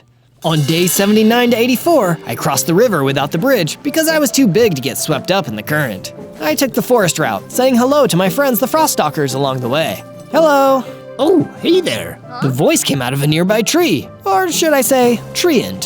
Whoa, I didn't see you there. Didn't mean to sneak up on ya. I'm the gardener of the field, and I've come to give this Icemeister fella a stern how do you do. How do you do? Doing quite well, thank you. Yourself? I'm actually looking for Icemeister too. Believe it or not, we might be after the same item. You mean the legendary power source that nourishes our crops? Yep, I used to want to have it for a different reason, but I've decided it belongs in that vault where it can help people. I like your thinking. You're not as mean and evil and scary as you look. Thanks, I guess. I traveled together with the gardener until we saw a formidable fortress of snow and ice on the horizon. I suppose that must be Icemeister's place. I would keep walking, but I'm pretty tired. You could say I'm bushed. Same, and I have a feeling that he's not going to make this easy for us to get the block back. How about we return to my base for now and discuss strategy? I like where your head's at, all three of them. On days 85 to 89, I told the gardener of the field everything about my journey so far, including how I used to be a bad guy when I was the ruler of the Firelands, and how I was trying to stop the war.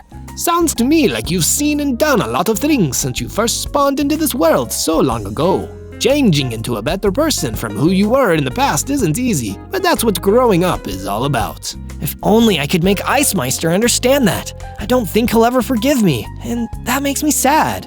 Well, to be honest with you, Icemeister and you might never be friends, but there's a lesson in that. You are a being of pure destruction who brings fire down upon the world, while Icemeister creates snowy landscapes and gives a sense of urgency to all the creatures he meets. You two are polar opposites, and this world needs both of you. Okay, I sorta understand, but how do I stop him from creating war? I just want the mobs to live in peace.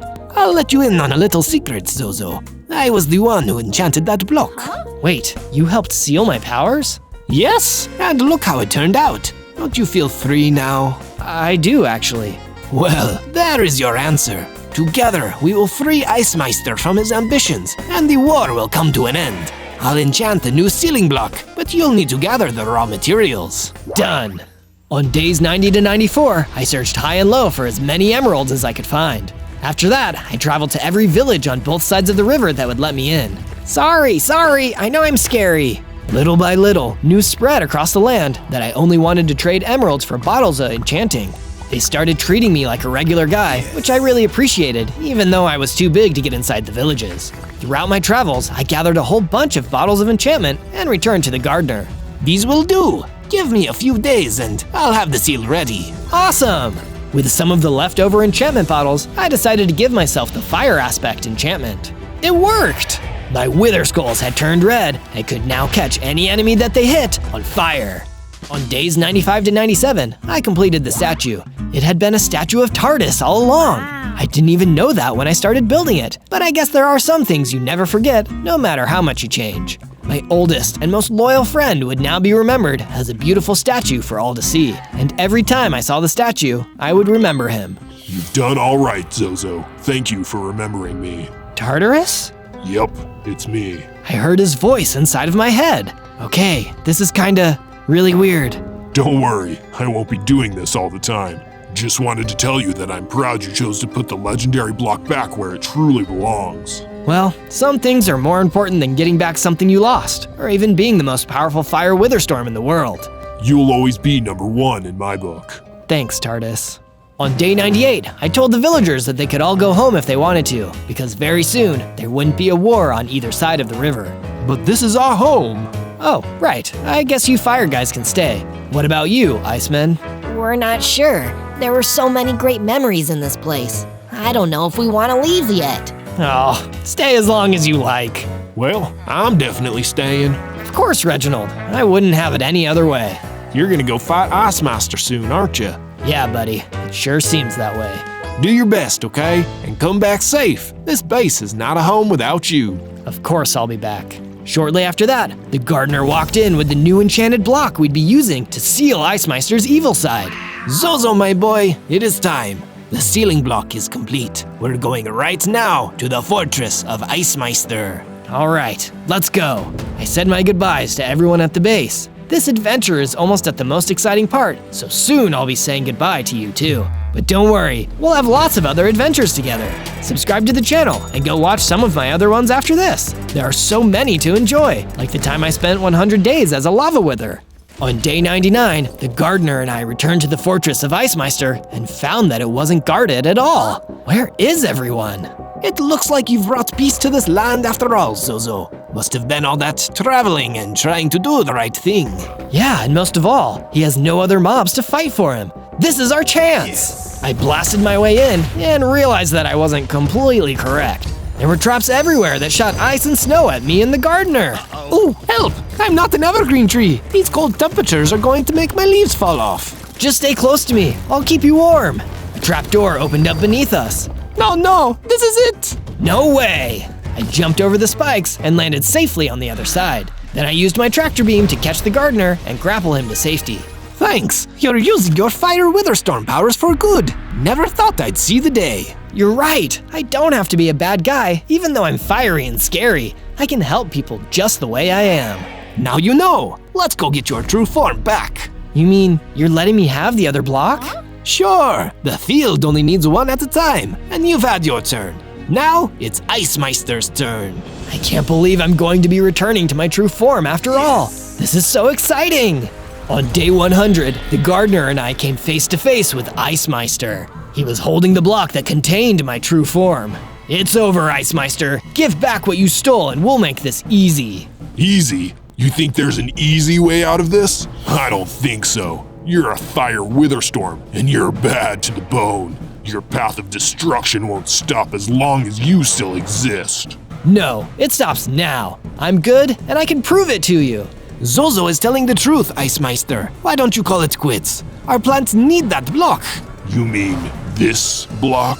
Icemeister held up the block with my true form inside and absorbed it, becoming a terrifying new version of himself. As if that weren't bad enough, Icemeister also spawned a bunch of other snowmen to attack us. Seize them, little ones! The gardener looked at me and held up the new enchanted block. I'll fire the sealing spell up. You keep him and his minions busy. You got it. I unleashed all my powers on the miniature snowmen. I made sure to clear all of them out first before facing off against Icemeister. You'll never defeat me, Zozo. I already have. You thought absorbing that power you took from me would help you win, but destructive power like that should only be used responsibly. And what would you know about that? More than you'd think. We all get to decide who we are, and I've decided that this is my true form. As soon as I said that, I instantly grew back to full size. I had 180 hearts. Now the playing field was even. While the Icemeister was distracted, the gardener finished charging his spell. Zozo, now, move! I dodged out of the way as a beam shot forth from the block. In an instant, it absorbed Icemeister's evil form and left behind only a tiny snowball. I'll get you for this! Okay, but take your time. Maybe you could be the good guy this time. With the seal set in place, the gardener was able to save the crops in his field. Meanwhile, I went back to my base in the Firelands. It was peaceful for now, and I hoped that would last. Either way, it was a good day to be myself. On day 1, I spawned in as Mikey from MAIZEN. Alright, JJ, what are we doing today? Wait, where's JJ? Mikey is never without his best buddy JJ. Oh no, JJ must be in trouble. Luckily, I've got 8 hearts. It must be because I'm a turtle. I've got this tough shell to help protect me from danger, and I'm probably a really good swimmer. This'll help me find JJ for sure. I looked up and realized I'd spawned under a tree filled with apples, so I reached up to pick myself a thinking snack. But before I could take a bite, an arrow flew past my head. Oh no, skeletons! I grabbed as many apples as I could carry and ran away before one of their arrows hit me, since I had to stay in one piece to find JJ. Hey, what's the big idea? I'm just picking apples. I just kept running and running until I found a log cabin in the middle of the woods. It wasn't anything fancy, and it definitely needed some repairs, but it was cozy and a perfect place to hide for the night. There was even a lake right next to the cabin. Maybe I could go swimming once I was sure the skeletons were gone. And there were probably fish to catch in there for dinner. I just wish that JJ were here to see it too. On day 2, I went exploring around the lake and gathered some wood. I gathered enough wood to make an axe. I could use it to fix up the cabin for when I found JJ. Next, I went back to the apple tree to gather some more fruit. Hey, with enough apples, maybe I could even make a pie. But I didn't have the chance to think too much more about that because there was a gremlin chef coming up to pick apples too. Please don't take all the apples. I need at least 4. Don't worry, I left you plenty. Oh, thank you. I was worried. Have you seen my friend JJ? He's missing. Don't know anyone by that name, I'm afraid. Someone in the village might. You should go ask around. Thanks, I will. Just be careful. Someone's been stealing animals and supplies around here. Maybe they took your friend, too. I sure hoped not, but if JJ was in trouble, I would find a way to help him. Thank you, Chef. Good luck with whatever you're making. It's pie. Great minds think alike, and I guess he was pretty great. I took my apples back to the cabin, and along the way I found some sticks and string. I used them to craft a fishing rod and went fishing in the lake. I caught 3 fish. On day 3, I decided to work on fixing up the cabin as much as I could. I patched some holes in the wall and added a fence all around it for some extra protection. While I was working on the cabin, I found a secret back room. It was hidden behind a picture hanging on the wall. There was so much space back there. I had no idea. If I couldn't find that room without looking super carefully, then I was willing to bet no monsters would be able to find me in there either. I decided to make the secret back room my new base and got to work filling it with everything I found so far: the apples, the fish, and my tools. Then I went back to the lake to try and catch some more fish. Before I started fishing, I saw a block near the trees that looked a little strange. I used my pickaxe to break it open, and inside was a nasty silverfish. I should have been more careful. I knew they could contaminate blocks in some areas. I managed to fight off the silverfish, and when I got finished, I felt myself getting stronger. Defeating them made me a better fighter, and I knew I could handle the next enemy way better. Clearly, the exercise helped, because now I had 10 hearts. I was so excited, I swam around the lake, and I was an even faster swimmer too. What an exciting day, but I couldn't lose sight of my goal. I had to find JJ. On day 4 to 5, I was walking toward the village to see if anyone there could help me find JJ. On the way, I found a bush full of sweet berries. I stopped to pick some of the berries when all of a sudden I was surrounded by skeletons again. This time, there was no way for me to run away. Why are you doing this? What do you want? The boss wants us to bring you to him, just like your little friend. JJ, you know where he is? Of course we kidnapped him, in the service of the fallen king. Who is that? Wouldn't you like to know? Yes, I would. That's why I'm asking. Enough talking. You're coming with us. But I was stronger this time than I was before. I'd have to face them, and I wasn't going anywhere without a fight. The skeletons started closing in on me, but I pulled out my axe and started swinging as fast and as hard as I could. I wasn't sure if I'd make it. There were so many of them, but I fought hard and used my newfound strength and speed to get them tired out and taken down. Then I grabbed my berries and ran back to my base, safe and sound. But I still had so many questions. What did they do with JJ? Where did they want to take me, and why? And who was the fallen king? And what did he have planned? I needed to get a good night's rest because there was definitely a big fight waiting for me in the days to come. On days 6 to 8, I found a cave in the woods where I could do some mining. I was going to need a lot more tools if I was going to find the fallen king and get JJ back from him. Wow, this cave is amazing! Look at all of this stuff! I found some flint, coal, iron, and even some gold. I took all the materials back to my base, crafted some furnaces, and crafted a pickaxe, a sword, a bow and arrow, and a pair of shiny gold boots. These will help protect me when I go up against those skeletons again. It had gotten pretty dark by the time I was finished, and I heard some strange noises coming from outside my cabin. I looked outside, and there were a bunch of ghast trying to get inside. They were floating by the fence, opening their mouths, and getting ready to shoot fireballs at me. You picked the wrong cabin to mess with. If you just turn around and leave, we won't have to have any trouble. Otherwise, I'm going to get my bow and start firing arrows, and you won't like that very much. I waited for them to leave, but they didn't listen to my warning. Time to fight some ghast then. I grabbed my bow and shot the first arrow. Before long, they were retreating, running away from the cabin like they were scared of me. I guess they were. With my new equipment, I was even tougher than before. With the danger gone for now, I hopped into bed to get some well-deserved rest. On days 9 and 10, I finally made it into the village. I was looking for answers, but I was also looking for some more supplies. I couldn't keep eating apples, berries, and fish. I needed all my strength if I was going to find JJ and defeat the fallen king. But when I arrived in the village, something was wrong. All of the shops had their doors closed and locked, and no one was walking around outside. It was as if they were all hiding in their houses. Hello? Anyone here? But no one answered. Maybe they were scared of me, but why? I was just a friendly turtle, looking to buy some food and ask some questions. Someone opened their door and pushed out one loaf of bread before closing it and locking it again. Oh, that must be for me. Thank you. I took the bread and headed back to my base. As I made my way through the woods, I saw a dark figure standing between the trees. He was wearing black armor with purple horns. So, this is where you've been hiding. Who are you? Don't you know by now? After all, I am the one who took your friend. The fallen king. What have you done with JJ? I'll tell you, if you just come with me. Never! I drew my sword, ready to battle with him, when suddenly a friendly cat jumped out of a tree and landed in front of me. No, don't do it. He's too strong to take on by yourself. But he has JJ. He took my friend too. I'll help you, but if you try now, you'll lose. As I watched, the fallen king sprouted a pair of purple wings and flew away. I'll be back. Then it was just me and the cat. What's your name, kitty? Bella. Nice to meet you, Bella. On days 11 to 12, I built another bed in the cabin so Bella could have a place to sleep. I just knew she and JJ were going to get along great once we saved him. Then the two of us went out to gather supplies for the coming battle with the fallen king.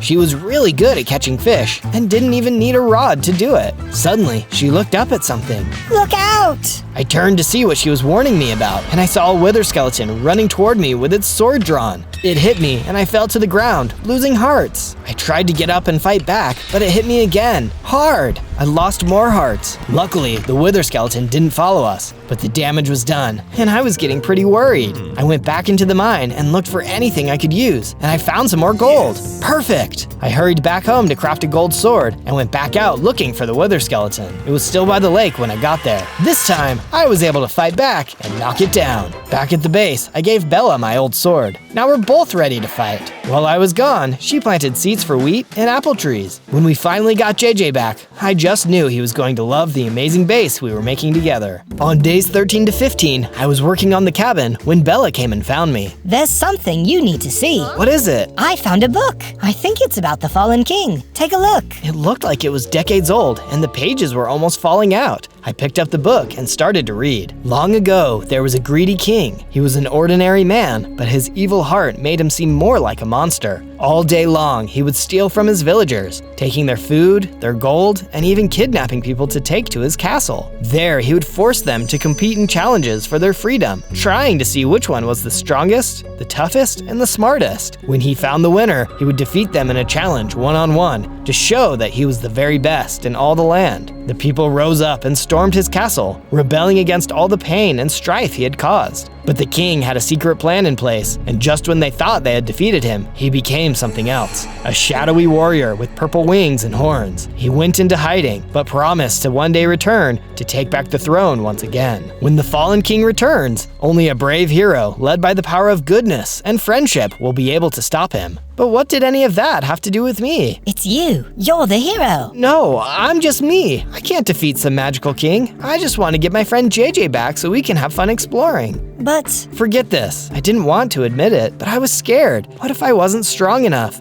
What if I let everyone down? JJ, Bella, and myself. On days 16 to 19, I woke up and noticed that Bella was gone. And when I looked outside, I saw footprints. Someone must have come to the cabin and taken her, but it didn't look like the work of the fallen king, and I could see snow tracked on the ground that hadn't melted yet. I remembered that there was snow further up in the mountains around the forest. That must be where Bella is. I hiked up the mountain until the whole world around me was as snowy and icy as it could be. It took me 2 whole days to make it, but then I finally saw Bella. She was locked in a cage, guarded by snow nightmares. Bella, what happened? I managed to escape these guys before I found you, but they must have tracked me down. You have to help me, please. I'll do my best. It's not just me either. Look. I looked. The snow nightmares heard me planning and started closing in on me. I drew my gold sword and started to swing at them. They went down one by one, and suddenly I noticed myself getting bigger. I gained 2 hearts, and I had a total of 12 now. I released Bella from her cage, and together we fought off the rest of the snow nightmares. Then we freed the fox. Thank you so much. How can I ever repay you? What do you know about the fallen king? He has my friend, and I have to defeat him. I knew now I could do it if I tried. I've only heard a little bit, but I know there is supposed to be a legendary potion. The only way to defeat him for good, so he never comes back again. Do you know where it is? I'm sorry, I don't. I don't even know for sure if it's real. And with that, the fox scurried away. But we knew more than we did before, and tomorrow we would start looking for the potion.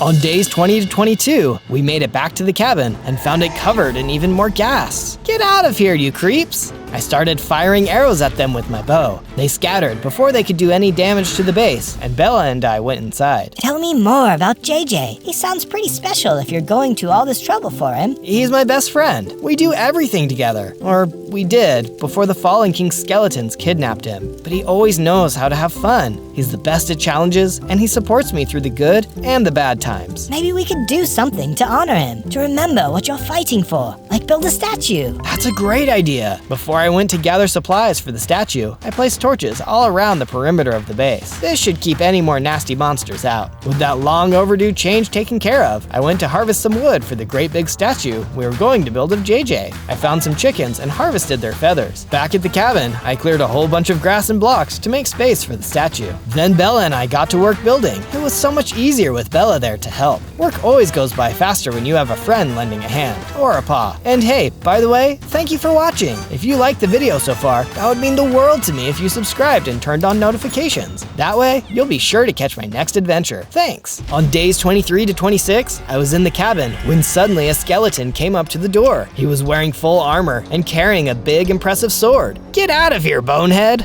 I attacked him with my own sword and managed to chase him off. As he ran away, I noticed that he dropped something. It was a shield, a brigand shield to be exact. I decided to test it out. Bella, attack me with your axe. What? Just do it. I want to try something. She ran at me with her axe, and the shield protected me. It blocked every single blow. Wow, this thing is amazing. Just as I was preparing to test out my new shield some more, I heard someone rustling around outside the door to the cabin. If that's another skeleton. But when I looked, I saw a cat instead. Bella, are you here? I heard from the fox that you found a safe place to stay. Kiki, it's you. This is my friend I told you about. How did you get away? I managed to sneak out while the king was busy with something else. Someone named JJ helped distract him. That's my friend. Was he okay? He was, but he definitely needs help. But I'm so tired from running for days. Can I stay here, please? Of course. I let Kiki inside and decided to ask her some more questions tomorrow. On days 27 to 31, I asked Kiki what she might happen to know about a legendary potion, the one that the fox had told us about. I don't know much about it, but I do know someone who does. A wise old monkey who lives on an island not too far away. So we'll need to find a boat. Don't worry. I know someone who will let us borrow his. Come with me. Kiki and I said goodbye to Bella and left to go get ourselves a boat and travel to see the wise monkey. We borrowed a boat from a kind man with a shop by the ocean and set sail toward the island. After a couple of days at sea though, we suddenly felt something hit the side of the boat,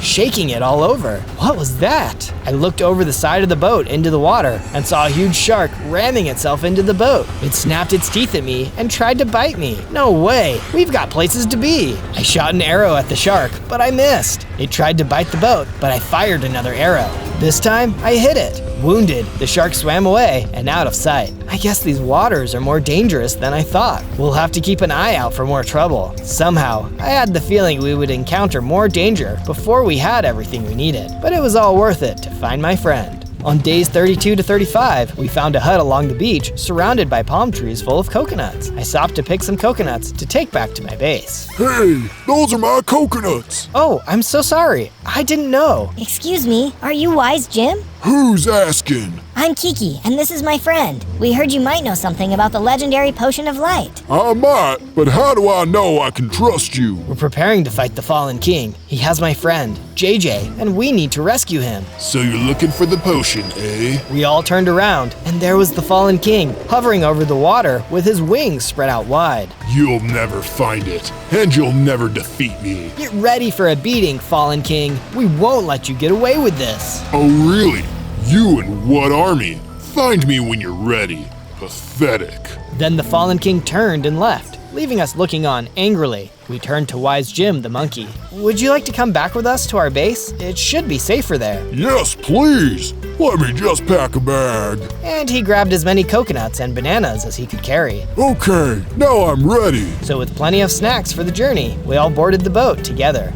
On days 36 to 39, I had arrived back at the base with Kiki and our new friend, Wise Jim. Well, he enjoyed some bananas and took in the new view. Kiki, Bella, and me all got to work building a new area for him to stay in. We added a treehouse onto one of the trees just outside the cabin. Here, this is just for you. We hope you like it. Like it? I love it. Once he was all settled, I decided to ask him what he knew about the legendary potion, or the Potion of Light. The Potion of Light. Yes, I've heard many stories about it. I can't say for sure where it is hidden, but I do know that it is buried in an abandoned mineshaft out in the Badlands. But be warned, it is a harsh landscape, and there are no friendly creatures that live there. The Badlands, huh? Sounds pretty bad. I'll need to make sure I prepare before I go. Before I could leave for the Badlands though, Bella and I needed to work on the next part of the JJ statue. I couldn't help but feel like if I could finish it before I faced off against the Fallen King, I would be brave enough to rescue the friend it represented. With the power of friendship on my side, no Badlands monsters, skeletons,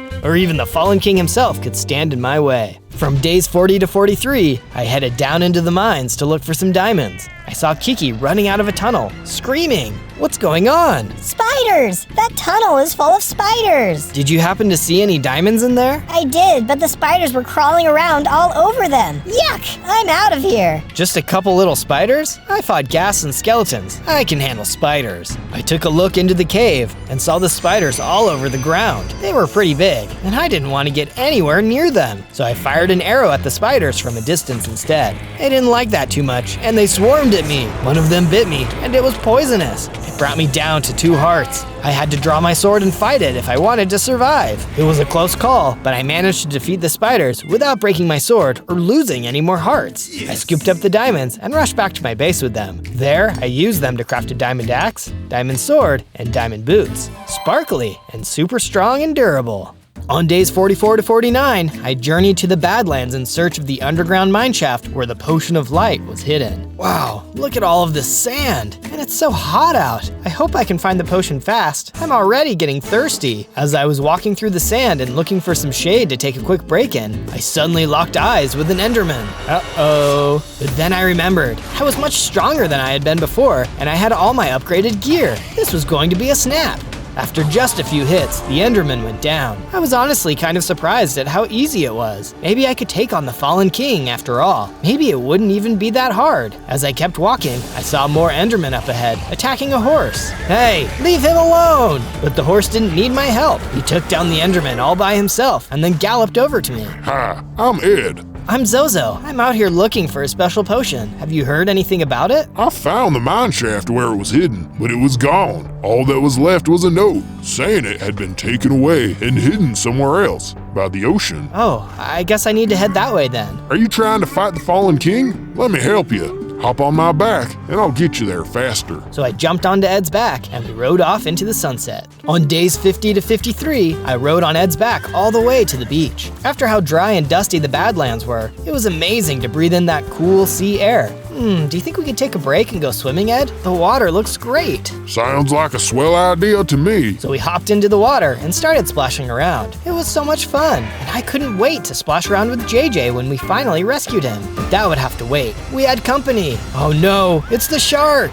That's right, the shark was back, and he looked hungry. He was a super scary enemy before, but that was before I got my diamond sword. Take that, Sharky! With a few strong hits, I was able to turn this shark into sushi, and Ed and I were safe again. Now it was time to look around. Maybe the legendary potion of light was around here somewhere. That's when we found a little cove on the edge of the beach and the friendly ocean nymph that lived there. I asked her about the note telling us we could find the potion of light on the beach, but she told us if the potion was ever here, it's gone now. Bummer! How am I ever going to fight the Fallen King and save my friend JJ? I think the friendly ocean nymph felt bad for me because she gave me a diamond helmet to match my axe, sword, and boots. I'm even tougher now. On days 54 to 57, I decided I needed to beef up the base's security to keep me and my friends safe from the Fallen King. After all, he's attacked us before, he could always do it again. Maybe the base needed a bigger wall, made of stone this time. If I mine enough stone to make a big strong wall, there's no way the Fallen King's forces are gonna get in and kidnap us. So that's exactly what I did. When I'd finished mining the stone and building the wall, I put torches along the top for extra safety. That's when Wise Jim came over. Hey, I've been whipping up a new enchantment that'll help you defeat the Fallen King. But I need a favor. Some zombies have been hanging around my favorite banana tree. Go scare them off. That enchantment sounded pretty sweet, so I grabbed my bow and arrow and went after the mob of zombies hanging around Wise Jim's favorite banana tree. I've gotten so strong now, these guys are no challenge for me. I ran in, firing arrow after arrow, until those nasty zombies were running for the hills. I know JJ would have been so proud of me. When I went back to Wise Jim, he gave my diamond sword an unbreakable enchantment, making it stronger and tougher than it had ever been. I bet the Fallen King is shaking in his boots. Don't worry, JJ, I'm almost strong enough to come and save you. On days 58 to 62, things got serious. It all started when I was working on my JJ statue. I think I was about half done, and it was looking great. I needed to make it perfect, so when I rescued JJ and all my new friends got to meet him, he'd be able to see what a good job I did. I was so wrapped up in making the statue perfect, I didn't even notice that some of the Fallen King's scariest goons were on their way. A gang of skeletons in full diamond armor with diamond swords. This has gone on far enough. The Fallen King has sent us to crack your shell, destroy your base, and leave nothing standing. Give up or face our wrath. But there was no way I was going to give in. I told Bella and Kiki to hold inside the base and make sure nobody got in, while Wise Jim and I took on the diamond skeletons. Let's show these boneheads who's boss. But the fight was way harder than we thought. The Fallen King must have sent some of his best men, because as we fought, they just wouldn't go down. Thankfully, Wise Jim and I fought hard enough to defeat some of the diamond skeletons and send the rest running. We were just about to celebrate when one of the fleeing skeletons fired an arrow from the woods and hit Wise Jim. No! I tried to help, but it was already too late. Wise Jim was gone. On day 63 to 66, I chased the diamond skeleton into the deep dark forest as he ran away. He destroyed Wise Jim, and I needed to avenge him. There was no way I'd let them escape, no matter how spooky the deep forest got. Get back here. You wanna fight? Let's fight! I backed him into a corner and threatened him with my unbreakable diamond sword. Tell me, where can I find the legendary potion of light? You'll never get it. It's being guarded by one of the Fallen King's strongest warriors at the bottom of the King's Royal Gold Mine. And besides, you're not leaving this forest alive. That's when the other surviving diamond skeletons came out of the woods around me. Oh no, this whole thing was a trap. They were trying to lure me away from the base this whole time. This is for you, Wise Jim. I'll never forget you. That's when I fought the strongest I ever fought and defeated all of the skeletons except one, who was shaking with fear. Thankfully, he could still be useful to me. Tell me, where can I find the Fallen King's Royal Gold Mine? On day 67 to 70, using the last diamond skeleton's instructions, I made my way to the Fallen King's Royal Gold Mine. It was huge and horrible. Villagers that the Fallen King had kidnapped were being forced to mine gold for him. or they'd be attacked by some of his skeleton warriors. Don't worry, guys, I'm gonna get you out of here. Who's the boss around these parts? The captured villagers told me to travel further into the mine, where I'd meet one of the fallen king's strongest warriors, Dorzen, the Soul Eater, a huge red monster with a scary smile and a fist made of stone. He was so tough, even my diamond sword would have trouble hurting him. He was waiting next to a pit filled with lava. It isn't too late to give up, Dorzen. Tell me where to find the Potion of Light and let all these villagers go, and I won't have to hurt you. But Dorzen wasn't interested in talking this out. I don't even know if he could talk. He just attacked me and managed to take all of my hits while beating me again and again. He was for sure the toughest enemy I'd ever faced. It was such a big mistake to come here alone. Just as Dorzen was about to throw me into the lava pit, Ed the horse charged in. Get away from my friend, you monster! Ed charged right into Dorzen and knocked him over into the magma pit. Dorzen got burned and ran off. He'd probably think twice about messing with us again. Thanks for the save, Ed. On days 71 to 74, Ed and I searched through the mine to find where Dorzen may have been hiding the legendary Potion of Light. Ed was still grateful for me defeating the shark that attacked us on the beach, so he was more than happy to help me rescue JJ from the fallen king. Eventually, after mining through some stone, we found a secret door that led into Dorzen the Soul Eater's lair. Talk about spooky! The place was dark, lit only by a few little torches, and scary-looking weapons on racks over the walls. There were even a few villagers locked up in a cage. We let them out, of course, along with all the others. But no matter how hard we looked, we couldn't find the Potion of Light. It didn't make sense. That skeleton told me Dorzen was hiding it in the Fallen King's royal gold mine. Look, I found a note.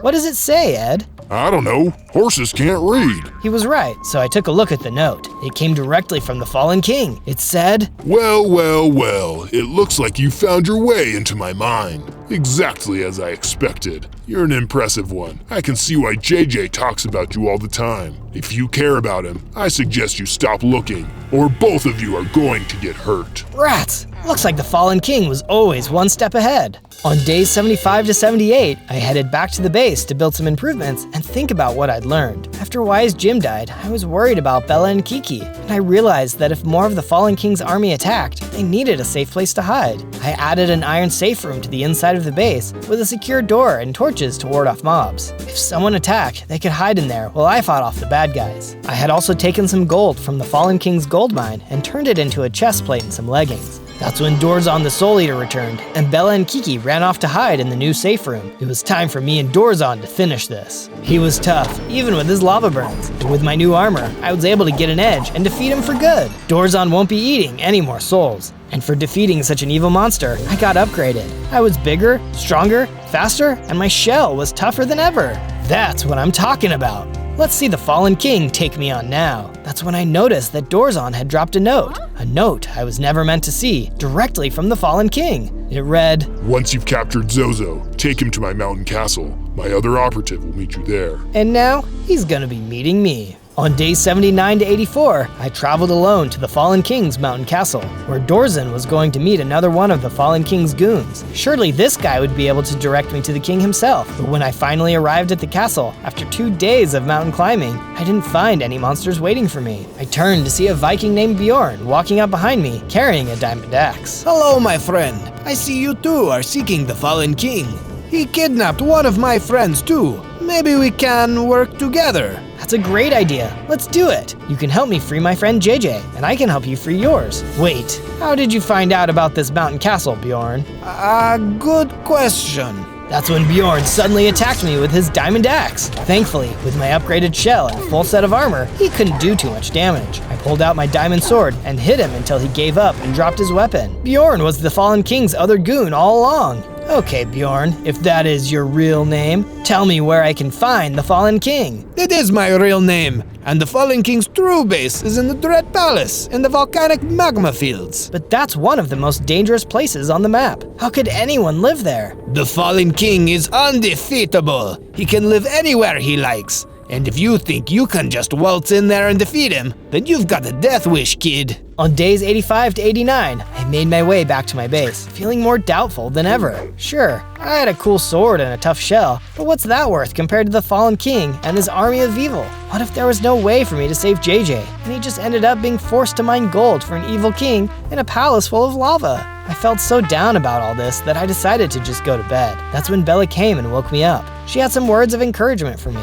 Don't you remember the story? You're the hero who's destined to defeat the fallen king. Maybe the story is wrong, Bella. He's so much more powerful than I thought. Even some of his foot soldiers were able to beat Wise Jim. How can I beat him? That's when Bella had a genius idea. Maybe you can use your natural skills against him. You're a turtle. You have a tough shell. Maybe you don't need armor. But why would I fight without armor? Isn't it obvious? The fallen king wears a huge set of heavy armor. It's tough, but it slows him down. If you go in there without your armor, you'll still be tough because of your shell, but you'll be able to run circles around the fallen king. Maybe that's the edge you need. It was a wild idea. So wild, it just might work. On days 90 to 94, I prepared for the final battle against the fallen king and to rescue JJ. I removed my armor, just like Bella said. I was so much faster. I bet the fallen king could never be this fast. I bet I can leave that meanie in the dust. But if I'm relying on my natural defenses, I'm gonna need to make sure I've got one heck of an attack.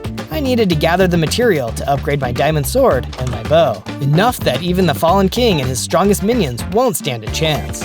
First, the sword. Using some of the knowledge from the books Wise Jim kept in his treehouse, I gave my unbreakable sword 3 more enchantments. Sharpness, which increases damage. Knockback, which knocks my enemies back when I hit them. And finally, Fire Aspect, which sets my enemies on fire when I hit them directly. I can't wait to show JJ this awesome sword when I rescue him. Next, I upgraded my bow. Just like my sword, I gave it extra power, which makes it do even more damage. Then I gave it knockback so I could stun my enemies and knock them off their feet. And of course, flame, so my arrows will set my enemies on fire, just like my sword. Yes. Ha! The fallen king isn't going to know what hit him. Hang in there, JJ. I'm gonna defeat the king, save you, and set everybody free. Believe it. On days 95 to 97, I started to get nervous. Sure, I was a lot stronger and faster, and had way more powerful weapons than I used to, but every time I'd faced the fallen king before, he was so scary, I needed to run away rather than defeat him. What if he's got even more tricks up his sleeve?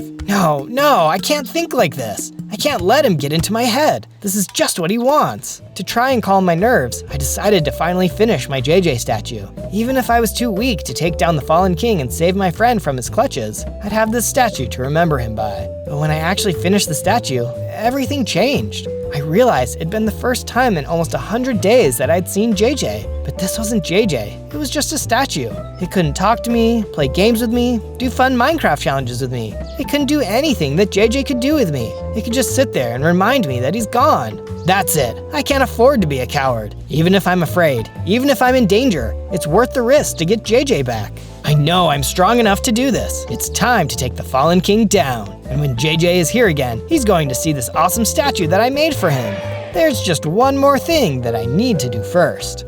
On day 98, I spoke to my friends at the base, Bella, Kiki, and Ed the horse. I told them that I was going to go to the Dread Palace, take on the fallen king, and get JJ back. I want to come too. Yeah, let me tag along. Let's take down this evil guy. No, Kiki, Ed, you've put yourself in too much danger already. You two hang back and stay in the safe room. We've known each other the longest. We started this, so we'll finish this. Nobody can disagree with that. The two of us took the time to discuss a battle plan before we set off. After all, the fallen king had always been one step ahead, so we needed to make sure that we would be 2 steps ahead if we wanted to beat him. And with that, we were ready to set off. Anything else you want to say? Seeing as this might be the last time we see each other, if this goes badly and the Fallen King captures us. Good luck! And make sure to subscribe to Zozo. Z-O-Z-O. We've got even more crazy, wild, and exciting adventures to come, where our hero fights diabolical villains, makes awesome bases and weapons, and meets more interesting friends, like us. All of us agreed, and with that, Bella and I set off for the Dread Palace. On day 99, the assault on the Dread Palace finally began. Just as we expected, the Fallen King had the place heavily guarded. A bunch of diamond-armored skeleton warriors were assembled outside the front gate. But it's okay, we planned for this. Good luck, Bella, I believe in you. The first stage in the plan was simple. Bella would go in first with her cat speed and agility and distract the first wave of guards. With the skeleton army drawn away from the front gate, it was time for me to storm in and take charge. But of course, it wasn't that easy. In the opening hallway of the Dread Palace, the Fallen King had built in trapdoors that dropped down into pits full of molten lava. Yikes! Thankfully, I was able to dodge the trapdoors and keep going. But it wasn't over yet, not by a long shot. Once I made it past the first few hallways, the Fallen King deployed another one of his deadly minions, the Behemoth. a huge, extremely powerful monster. I needed to be careful. Even a couple hits from a monster like that would destroy me. But because I was only wearing my natural armor, just like Bella and I had planned, I could run circles around him. I hit him several times with my fully upgraded sword, setting him on fire and knocking him down for good. Is that the best you got, Fallen King? Maybe I underestimated you. Hey, over here! I recognized that voice. It was JJ. I'd finally found him. No time to waste. I ran over to the cell the Fallen King was keeping my best friend in and set him free. I was so excited to be hanging out with him again, but we weren't done yet. I told him to head back to our base. I have some unfinished business to take care of. On day 100, with JJ saved, I needed to make sure he and everyone else was never captured again. I needed to fight and defeat the Fallen King once and for all. I ran deeper into the Dread Palace, sword and bow ready to take on anything I saw. First, more diamond-armored skeletons, which I was able to take out with a quick volley of arrows. Bam! Bam! Bam! They ran away, screaming and on fire. Then, a Behemoth and Soul Eater tag team emerged from the dark as I got even closer to the throne room. These guys would have seemed tough a while back, but after what I'd been through, nothing could stop me. I pulled out my enchanted diamond sword and went to work, sending them burning and running just like the skeletons. I felt unstoppable until I reached the throne room. There stood the Fallen King, and it looked like this whole time he was waiting for me. At long last, you're here. You've been a thorn in my side for too long. Now I'm going to destroy you personally. Are you ready to see true power? Rather than replying, I shot the Fallen King with a bunch of super-powered arrows, but all that seemed to do was make him laugh. But that's when he got really scary. The Fallen King unleashed his true form, growing larger and more powerful than he'd ever been before. I couldn't fight him like this. I needed to run. I kept running down the hallway as this giant, terrifying version of the Fallen King left the throne room and chased me. You can't run forever. You're mine now. I ducked into the Fallen King's supply room, closed the door, and began building a brick wall in front of it. But that wouldn't hold him for long. He was already starting to smash his way through it. Think! But that's when I saw it. Sitting on the shelf, the legendary Potion of Light. Wasting no time, I grabbed and took the potion. That's when everything changed. I grew to the same size as the Fallen King. My hearts and armor literally doubled. I was faster, stronger, and even had the power of light on my side to go against the Fallen King's darkness. When he breached the wall, the battle was on. I attacked him relentlessly, dodging his attacks and striking back at him. Just like Bella said, even in his upgraded state, his heavy armor slowed him down. He couldn't stop me from getting him. Curse you! Curse you! I struck him one more time with my burning sword, and the fire consumed him. The Fallen King was no more, and everyone he'd captured was free. When I finally returned to the base, I saw that JJ and Bella had returned safely and were hanging out with Ed and Kiki next to the statue I made. Hey, is that supposed to be me? On day 1, I spawned in as Distorted Alex. Only 4 hearts? I should stay out of trouble with health like that, especially since I'm Distorted Alex, creepypasta legend, and enemy to players and villagers everywhere. Luckily, I had the power to turn invisible. Now you see me, now you don't. Time to scare some villagers. But hey, where is everyone? I started sneaking around the village, but it looks like all the villagers are gone, except for one. Hello? Wait a second, that's not a villager, that's an illager, and it looks like it wants to get me. I turned invisible and ran inside a nearby house. I turned around and saw that I wasn't alone in there though. There was a hungry wolf with me. He must be able to smell me, even though I'm invisible. I tried to escape, but the wolf kept following me. I ran out of the house and looked for another one to hide in. I found one, but there wasn't a door. Luckily, there was a chest at the top, and I managed to block the entrance with a wooden block. I'm gonna stay inside this house until morning so the illager and the dog won't find me. Maybe I'll be able to find out what happened to the other villagers tomorrow, since what good is it being Distorted Alex if I can't sneak up on people? On day 2, I opened a treasure chest inside the house and found some cobblestone and wood, which I used to make a shovel and an axe. I was ready to use the axe on the wolf, but after I had removed the wood blocking the entrance, I could see that the wolf was gone. It looked like there was also a basement level to this house, so I went down. Oh no, is that another wolf? Luckily, it wasn't a wolf this time. It was a friendly dog.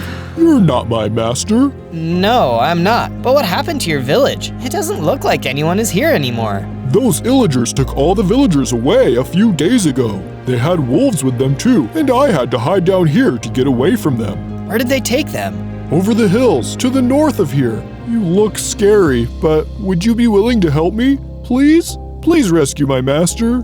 I know that I was supposed to be Distorted Alex, but how can you say no to a puppy dog? Looks like they needed a hero, even one that looks like a creepy version of Alex. Okay, I'll do my best. I looked around the basement and found an iron sword hanging on the wall. Finally, a weapon! Just then, I noticed I was feeling pretty hungry. I took a look inside the sacks and barrels, but they were all empty. The dog sniffed around and pointed to a barrel. I took a look inside and found some baked potatoes among a bunch of other food. I could tell the dog was hungry too, so I tossed some food out to him. Ugh, I don't eat this. I need some bones or meat. Yeah, that's a good point. Don't worry, we'll find something for you soon. On day 3, I decided to dig a cave beneath the basement to see if I can find any more materials down there. But to do that, I needed to craft a pickaxe. I put out the fire, then got to work crafting a pickaxe. I'll even give one to the dog so he can help me mine. We dug a little too far though and got attacked by a lurker. Get to safety, dog, I'll handle this. I turned invisible and snuck up on the lurker, using my sword to bring it down. Looks like defeating that mob brought me up to 6 hearts. Awesome! This cave isn't actually all that dangerous. I think I'll make it my underground base. On days 4 to 5, I went outside and noticed that after my level up, I can also warp short distances. Awesome! I started gathering wood from the surrounding trees. I used my warp a few times to get up the tree and reach all the logs, and even to cross a river and a ravine. I started heading back, but oh no, it's that illager again. He must be patrolling the area around the village. I warped out of sight and turned invisible so I could listen to him talking without being detected. Thought I saw another pathetic villager to capture and bring to the Redstone mines, but I guess not. So it is true, the illagers were the ones who took everyone away. I guess it figures that all of them didn't just leave on their own. But now how am I supposed to live up to my legend? I'm supposed to be the one who makes all the villagers run away from the village. They're supposed to be scared of me, not these lamos. I couldn't let them take any more people. He was no match for me now that I was stronger. I was able to hit him hard and take him out quickly. On days 6 to 8, I first improved my base in the cave. After that, I mined so much stone from the underground that I could craft a suit of stone armor to protect me. But first, I needed to craft the cobblestone into cobblestone nuggets, which I smelt into cobblestone ingots, and then crafted those into the armor. I dug down even deeper into the mine and took on some cave spiders. Take that! You spiders think you can be scarier than me? I'm Distorted Alex, the best creepypasta around. My armor and sword were both really great, but when 3 cave spiders with poison take you down to half a heart, it's no fun. I looked around but could only find coal, so I grabbed some. This place is scary though, and I swear I hear some creepy sounds. I'm going invisible. Oh, right, when I'm invisible, I need to take my armor off. Now let's get out of here, don't want to risk getting hurt. On days 9 to 10, I went to the nearby hills in order to search for those redstone mines that I had heard the illager talking about. All the real villagers, including the dog's human, were probably there right now, and they needed my help. Of course, they don't know that I'm creepypasta yet, but we'll cross that scary bridge over a scary river when we get to it. For now, it was time to find out what I was up against. I showed up to an area where a lot of redstone was being hauled out of a cave in a minecart. This must be the place. There's also this huge green guy with a giant sword. All the redstone will belong to me, the Great Crushmore. He was no joke. I better not mess with him. Good thing I could sneak inside the mine with my invisibility. Maybe I'll be able to scare Crushmore later, once I level up more. Just as I suspected, a bunch of villagers were being forced to mine redstone non-stop. I like redstone as much as the next player, but there are limits, man. Haven't you ever heard of the phrase, mind your own business? Whoa, Crushmore even captured a shopkeeper. I decided to reveal myself to the shopkeeper. Hello, Mr. Shopkeeper. My name is Zozo, and I'm looking for the owner of a nice dog. My dog is okay? Thank goodness. He's waiting for you back at the village. Come with me, I can sneak us out of here. I'll only go if you agree to help the rest of the villagers. Crushmore is making us mine every day without any breaks. He needs to be stopped. Deal. What else could I say? We started to sneak out of the cave, but he spotted us. Let's get out of here. On days 11 to 12, I fixed up the house so that the shopkeeper could move back in with his dog. He gave me some health potions and agreed to let me keep expanding the basement as long as I defeated any mobs that came in. I found a troll in the mine, and my iron sword couldn't do anything to it. It just kept healing. I had to drink one of my health potions. What are trolls weak against anyway? Maybe I need something that damages quicker than it can heal. Fire could do the job. I gathered more wood and crafted some torches. Then I noticed I had no armor equipped. The next time I see the troll, I'll be able to light it up. Ha! Sick burn. And I'll make sure to wear some armor this time too. I went back to the troll and used the torch to light him on fire. Looks like fire attacks are super effective. I should stock up on flint and steel as well. That way I can use fire whenever I need to. Distorted Alex can burn down buildings, right? I guess I might as well embrace it. I started to find iron and other metals in the mine, so soon I'd be able to craft steel and upgrade my armor. I crafted an iron chestplate, iron boots, iron shovel, and iron pickaxe, and had to go grab one last piece of iron for the flint and steel. It'd be nice to get a new weapon, too. On days 13 to 15, I was at the base when the shopkeeper decided to tell me what happened when the villagers were taken away. We were always worried about Crushmore. For a long time, he made us give him all the redstone we had, or else. Some of our people didn't want to give up their own redstone, so they became outcasts from us. Those were the Illagers. We never could have imagined that they'd team up with Crushmore and bully us into doing their dirty work.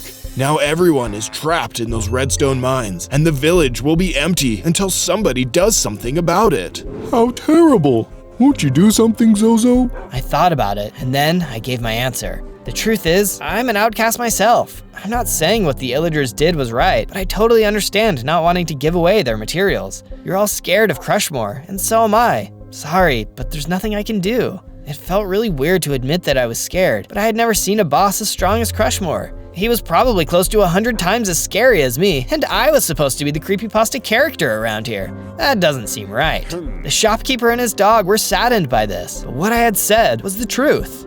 On days 16 to 19, I left the empty village and left my base behind to go find the materials to make a better weapon in the mountains. Crushmore would come looking for the shopkeeper and his dog eventually, and with all the Illagers he already had on his side, he'd be totally unstoppable. I saw some light at the top of the mountain. That's the way! I climbed up the snowy mountain slopes, but at some point it got too steep. It looked like my only option was to swim up a small waterfall. Oh man, this is freezing!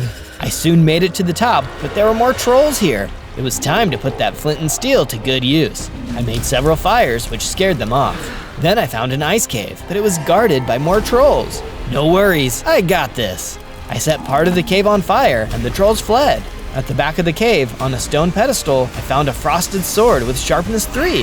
It was made of enchanted ice that was 10 times as strong as normal. I started to think about the way I had left things with the shopkeeper and his dog, and realized that I had been a little rude. I mean, just because Distorted Alex doesn't usually help people in need doesn't mean I should ever do it. Sometimes you gotta be the hero, even if it goes against what you had planned. That's just the right thing to do. Besides, I already promised I would help save the other villagers from the redstone mine, and a promise is a promise. I began to make my way back down the mountain when I saw a llama struggling near the edge of the cliff. Help me, please! I'm gonna fall! I ran over and offered the llama a hand. No way am I going to let an innocent creature get hurt. It was almost too late, and she started to fall, but I warped again and caught the llama in midair, then I warped back onto solid ground. Whoa, I had never warped that many times in a row before. Then I noticed that my powers of warping and distorting myself were causing me to grow. I was bigger now, and I also had 10 hearts. I'm getting scarier every day. I can't wait to see what I look like at even higher levels.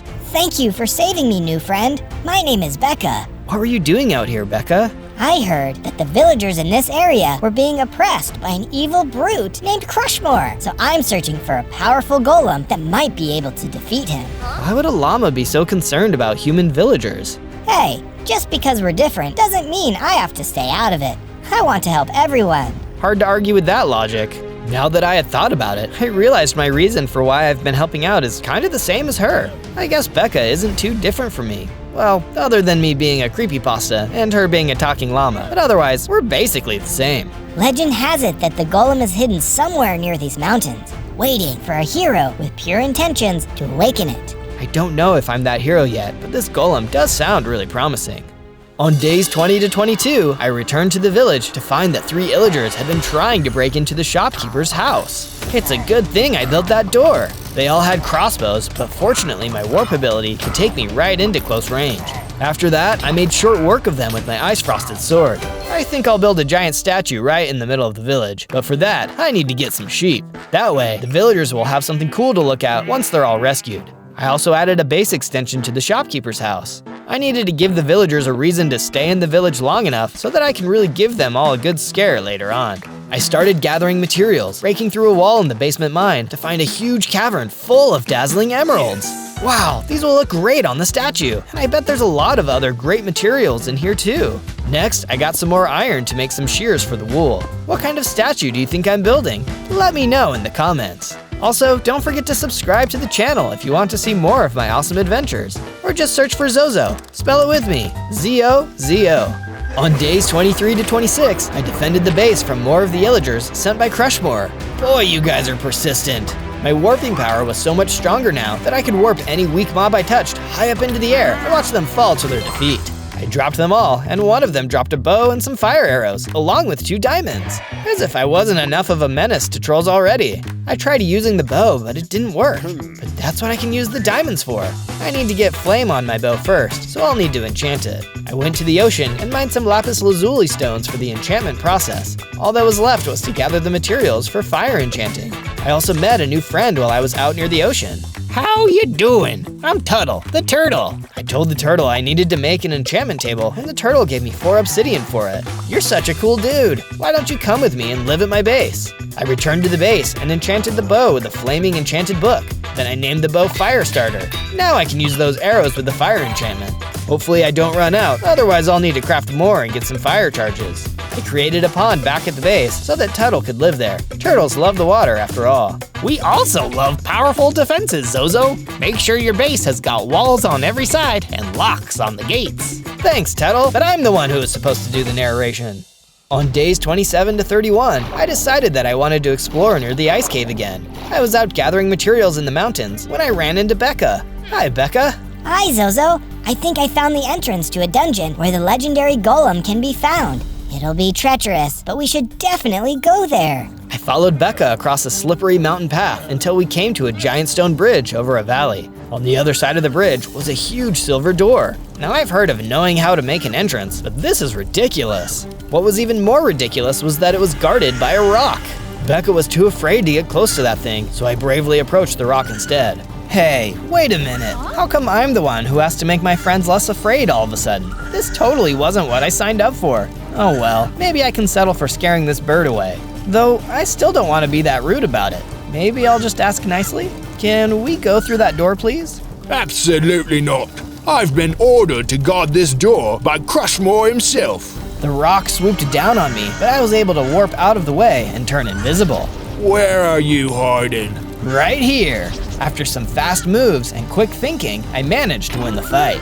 No fair. I'll remember this. Becca and I then did everything we could to open the silver door, but nothing seemed to do the trick.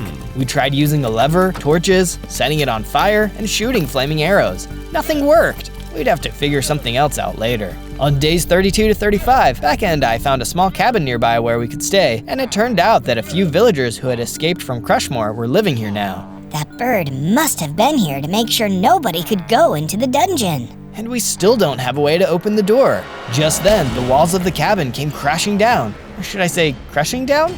No? Crushmore was here, and he seemed mad. Get back to the mines and find me more redstone. The villagers were scared, so I decided that I'd lure Crushmore away. Hey you, follow me! I ran as far and as fast as I could across the mountain, keeping ahead of Crushmore as best as I could. Then I saw it, a blizzard. That's the perfect place to lose him. I turned invisible and vanished into the snow, making my way back to the escaped villagers. Chill out, everyone. No pun intended. Come back to my base, and you can have your old homes back. On days 36 to 39, I made sure that all the villagers that had returned with me got bigger houses with crafting tables and anvils. Now there would be enough weapons and armor for all of them. Now if the illagers came back for them, they wouldn't go without a fight. I showed the villagers their houses, and they moved in. They seemed really grateful. I asked Tuttle if he knew anything about how we could open the silver door in the mountains. Oh, so just because I'm a turtle, that means I know everything? Well, I do know this. That silver door is only going to open for a silver key, and the only place you can find one is in the Sea King's palace. That's actually really helpful. Thanks, Tuttle. Don't mention it, Zozo. I decided to do some more work on the statue before I left the base again. What do you think of it so far? On days 40 to 43, one of the villagers noticed that I was using a bow with fire enchantments and told me of a chest deep in the woods where an enchanted book of fire aspect had been placed. The chest was guarded by a fearsome fire salamander that would burn anyone who approached, but I had to take the risk. My fire arrows were some of the best weapons I had, and I wanted to improve them even more. As I wandered through the woods, I found the salamander. I was worried if I used my frosted sword it would melt, so I switched back to my trusty old iron sword. I circled around it, using my warp abilities to jump away from its blasts of fire. It was a rough fight. I had to drink a health potion and warp away to safety many times. I also shot some arrows, but they didn't seem very effective. I warped and slashed until finally the salamander was defeated. I decided I'd upgrade my iron sword to a steel one and give it the new and improved fire enchantment. Behold, my flaming steel sword! On days 44 to 49, I crafted a wooden boat and set off for an ocean voyage. Tuttle had mentioned that the Sea King's palace would have the silver key I would need to open the silver door, so I kept a close eye on the horizon in search of the palace. A giant squid attacked me out of nowhere, but fortunately, I was able to snipe it from a distance with my fire arrows. Fried calamari, anyone? Then I heard a voice among the waves. I can't swim! Save me! I went towards the voice and found a man with a crown who was thrashing in the water. I pulled him onto the boat so that he wouldn't be in trouble anymore. Thank you. I will reward you greatly for saving my life. I am Sea King after all. How come you're the Sea King, but you can't swim? That's not important. What is important is that a giant bird has taken over my palace and threw me into the ocean. A giant bird? Could it be? On days 50 to 53, I sailed onward until I found the Sea King's palace. Or I guess right now it's the giant bird's palace. I left the boat at the dock and made my way inside the beautiful lapis lazuli palace. The Sea King chose to remain at the shore for his own safety. I went into the throne room and saw the bird perched on the throne. You're the bird who is guarding the door. And you're that invisible snake who thought he defeated me. This time, I will show you no mercy. I'm not just any sneak, I'm Distorted Alex. Bring it on, bird brain. I drew my fire sword and warped into battle. The rock was still as tough as ever, but it wasn't prepared to face my new enchantments. After I defeated the bird, I took a look around the palace and soon found the silver key. It was being guarded by 2 warriors in lapis lazuli armor. Hi, I'm Zozo. I just defeated the evil bird. Can I have your silver key? The warrior shrugged. I guess it's okay then. I left the palace only to find that the Sea King was gone, along with my boat. On days 54 to 57, I made my way home on foot. On the way, I took out some chickens and grabbed the feathers to craft some arrows. And luckily, I found a bunch of iron as well. I mined it right up. I returned to my base at the village and used some of the feathers and fire charges to make some flaming arrows. I also crafted an enchanted suit of steel armor. Now I had defenses for days. Looking cool, Zozo. Thanks, Tuttle. Hey, Zozo! I'm planning on opening my shop back up, but I need a few more rare goods from the forest before I can do that. No problem, shopkeeper. I'll go get some rare materials for you in the surrounding area. You're the best! I'll be especially happy if you can find me the ingredients for shrimp fried rice. I first went into the forest to see if I could find some materials there, and I stumbled upon a pixie hovel. There were a ton of pixies, and they were a feisty little bunch. They flew at me and gave me some debuffs like bad luck and slowness. But what really annoyed me was that they were laughing at me. Rude. Then they started stealing my items. That's it. Enough is enough. I grabbed 2 empty jars that were lying on the ground and caught a couple of pixies in them. Ha! Who's laughing now? I then grabbed all the pixie dust laying around and decided I might as well take their homes. I continued on and spotted a loose Nagafang just laying on the ground. Oh, this could come in handy too. On the way to the ocean, I also grabbed some wild rice growing by the water. It was a good thing that all my time exploring the ocean let me know where to find some shrimp, so I gathered those too.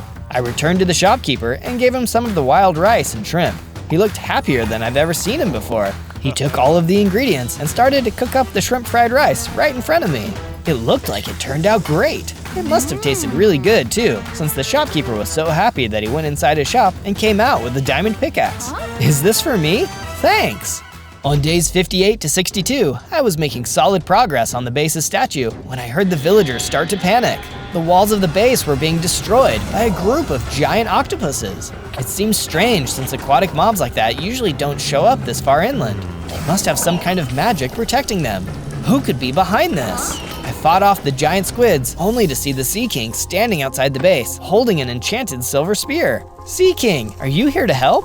No, Zozo. You stole my silver key, so I'm going to destroy you and your base. You don't understand. I need the silver key to open the dungeon door. I'll give it back after, I promise. Save your promises. This is war. You may have defeated those squids, but I'll be back with more and we'll end you. He ran away, and I didn't want to run after him. Even if I'm doing the right thing, I'm still an outcast, and now I was at war with one of the people I wanted to help. This was messed up. Unfortunately, while I was talking with the king, some other octopuses that I must have missed set fire to the village, damaging it. Ah, come on, guys. On days 63 to 66, I sailed back to the Sea King's palace in the hopes that I could speak with him and get him to agree to a truce. I didn't want any more sea creatures showing up and damaging things. I walked into the throne room, passing a bunch of scary guards. I didn't have any of my weapons equipped to show that I didn't mean him any harm. The Sea King was sitting on his throne, waiting for me. Have you come to beg for my forgiveness? Yes and no. I don't want to have a war, but I'm also asking to let me use the silver key just once. If we don't get to the golem, we'll never be able to defeat Crushmore and save the rest of the villagers. Don't you see that it's pointless? I tried the key on that door long ago, and it never opened for me. You did? The legend says that a hero must find the golem. If I'm not worthy, nobody is. What if I'm worthy? Enough talk. Let's settle this one-on-one. The Sea King attacked me with a spear. I had no choice but to fight back and battle the Sea King.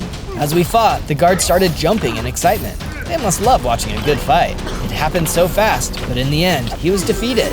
I guess there wouldn't be a war, but this wasn't how I wanted it to end. On days 67 to 70, I journeyed back to the Silver Door with the silver key in my inventory. I figured it was now or never if I was going to prove my worthiness and enter the dungeon. As I walked across the bridge, I heard a terrifying roar from underneath the bridge. It was a Remobra. The wyvern flew down in front of me and blocked my path. I am Poison Wing. You will never survive my poison. He wanted to prove that to me straight away and spat a glob of poison at me. It was too fast for me to warp out of the way. My speed was slowed and my health started to drop. I fired arrows at Poison Wing, but he kept flying around the bridge and avoiding them. At this rate, it seemed like he was just biding his time so the poison would get me. If I tried warping into melee range, I'd just end up falling and having to warp back to the bridge. Time was running out. The poison almost had me. Zozo, quick, drink this. It was Becca, and she had brought antidotes to help me overcome the poison. Meddling llama. Poison Wing bellowed, and because he was enraged, he swooped in to attack us. I stepped in front of Becca and slashed at him with my fire sword. Poison Wing was trying to get to my friend, but I would never let him through. After taking several hits, Poison Wing flew off. He was wounded, but not fatally. Poison Wing will be back, and will bring others with him. Quickly, Zozo, we have to get inside that door. We ran over to the door and placed the key in the lock. To my surprise, it worked, and we were able to enter the dungeon. On days 71 to 74, we traveled through the depths of the dungeon. We encountered a horde of trolls, but thanks to my enchantments, they weren't much of a threat. Take that, and this! Then we came to the place where the golem was supposed to have rested. But there was nothing there. I don't understand. Why isn't there a golem? I don't know, but Poison Wing will be back soon. We have to leave. On day 75 to 78, I repaired the parts of the base and the village that had been damaged in the war with the Sea King. I made sure everyone's home was 5 stories tall and had wooden bridges on the roof so the villagers could visit each other. Tuttle then came over and gave me some new, stronger materials that only the oldest turtles knew about, and I was able to create my ultimate suit of armor. Then she gave me a potion. I guess they are friends with Becca, and the turtle figured I might need another potion. Just in time, too, because Poison Wing flew into the base from up above. Crushmore has grown tired of waiting, Zozo. Give back those villagers, or I will poison them all. He shot his poison at me, but this time, I was ready. I immediately drank one of Becca's antidotes and was ready to take the fight to the Remobra himself. I warped above him, but that was a fake out. When Poison Wing dodged, I warped again, right into his path. I hit him with a powerful attack and finished him off. Wow, I've got 16 hearts, and it looks like I can warp really far now. Now that I've beaten Poison Wing, maybe I can go back to the mountain dungeon and see if I missed anything. On day 79 to 84, I searched behind the silver door again and couldn't find anything in the entire dungeon that could tell me where the golem went. So much for that. I was about to leave when I ran into a man who looked a lot like the Sea King, but older. He seemed sad, but at least it didn't look like he wanted to fight. I asked him who he was, and he told me he was the Sea King's father. Whoa, I'm sorry about what happened to your son. I took off my helmet so we could talk face to face. He told me he had made this mountain dungeon when his son was little in order to test whether or not he could be a hero worthy of the legendary golem. Well, the Sea King had never been able to open the door. I had, which meant I was the worthy hero that the Sea King's father was hoping for.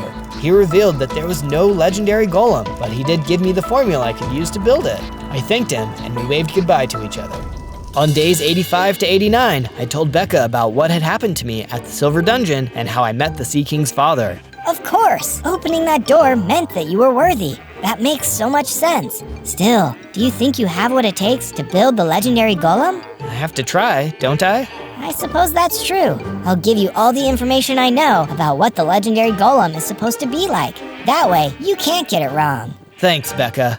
On days 90 to 94, I scoured the land for all the materials that I would need to craft the legendary golem. Cobblestone walls, stairs, and blocks were easy. I already had those. But Quicksilver? I went deep in the mountains to find those and finally found a cave with some. Next, I needed to find some lapis lazuli ore, but for that, I'd need Silk Touch. I started asking around if any villagers knew where to get Silk Touch, and luckily found one who did. He threw a Silk Touch book at me, and I used it to enchant my pickaxe so I could mine entire ores of lapis. I then went back to the Sea Palace and snatched it from there. So far, there hadn't been anything too tough, but the block of ice dragon steel was going to be an issue.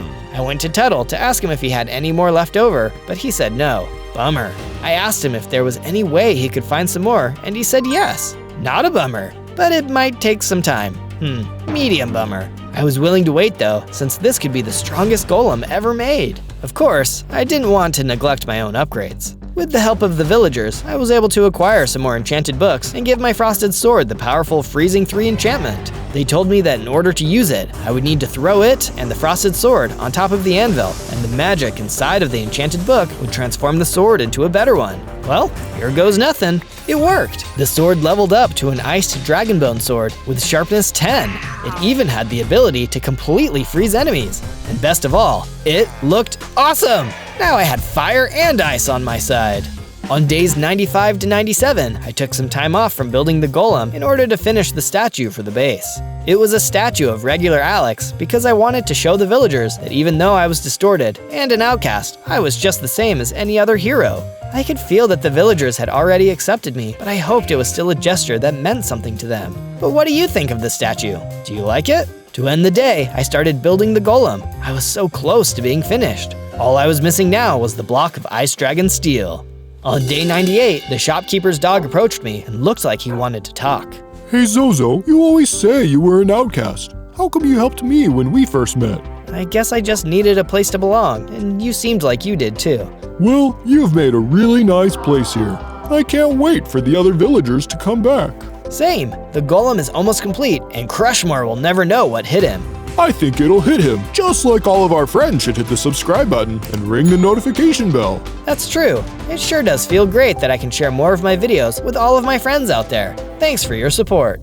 On day 99, the turtle woke me up and gave me the block of ice dragon steel. Now I can finish the statue. The legendary golem that I built was finally complete. Even Becca was impressed. It was just like the legend.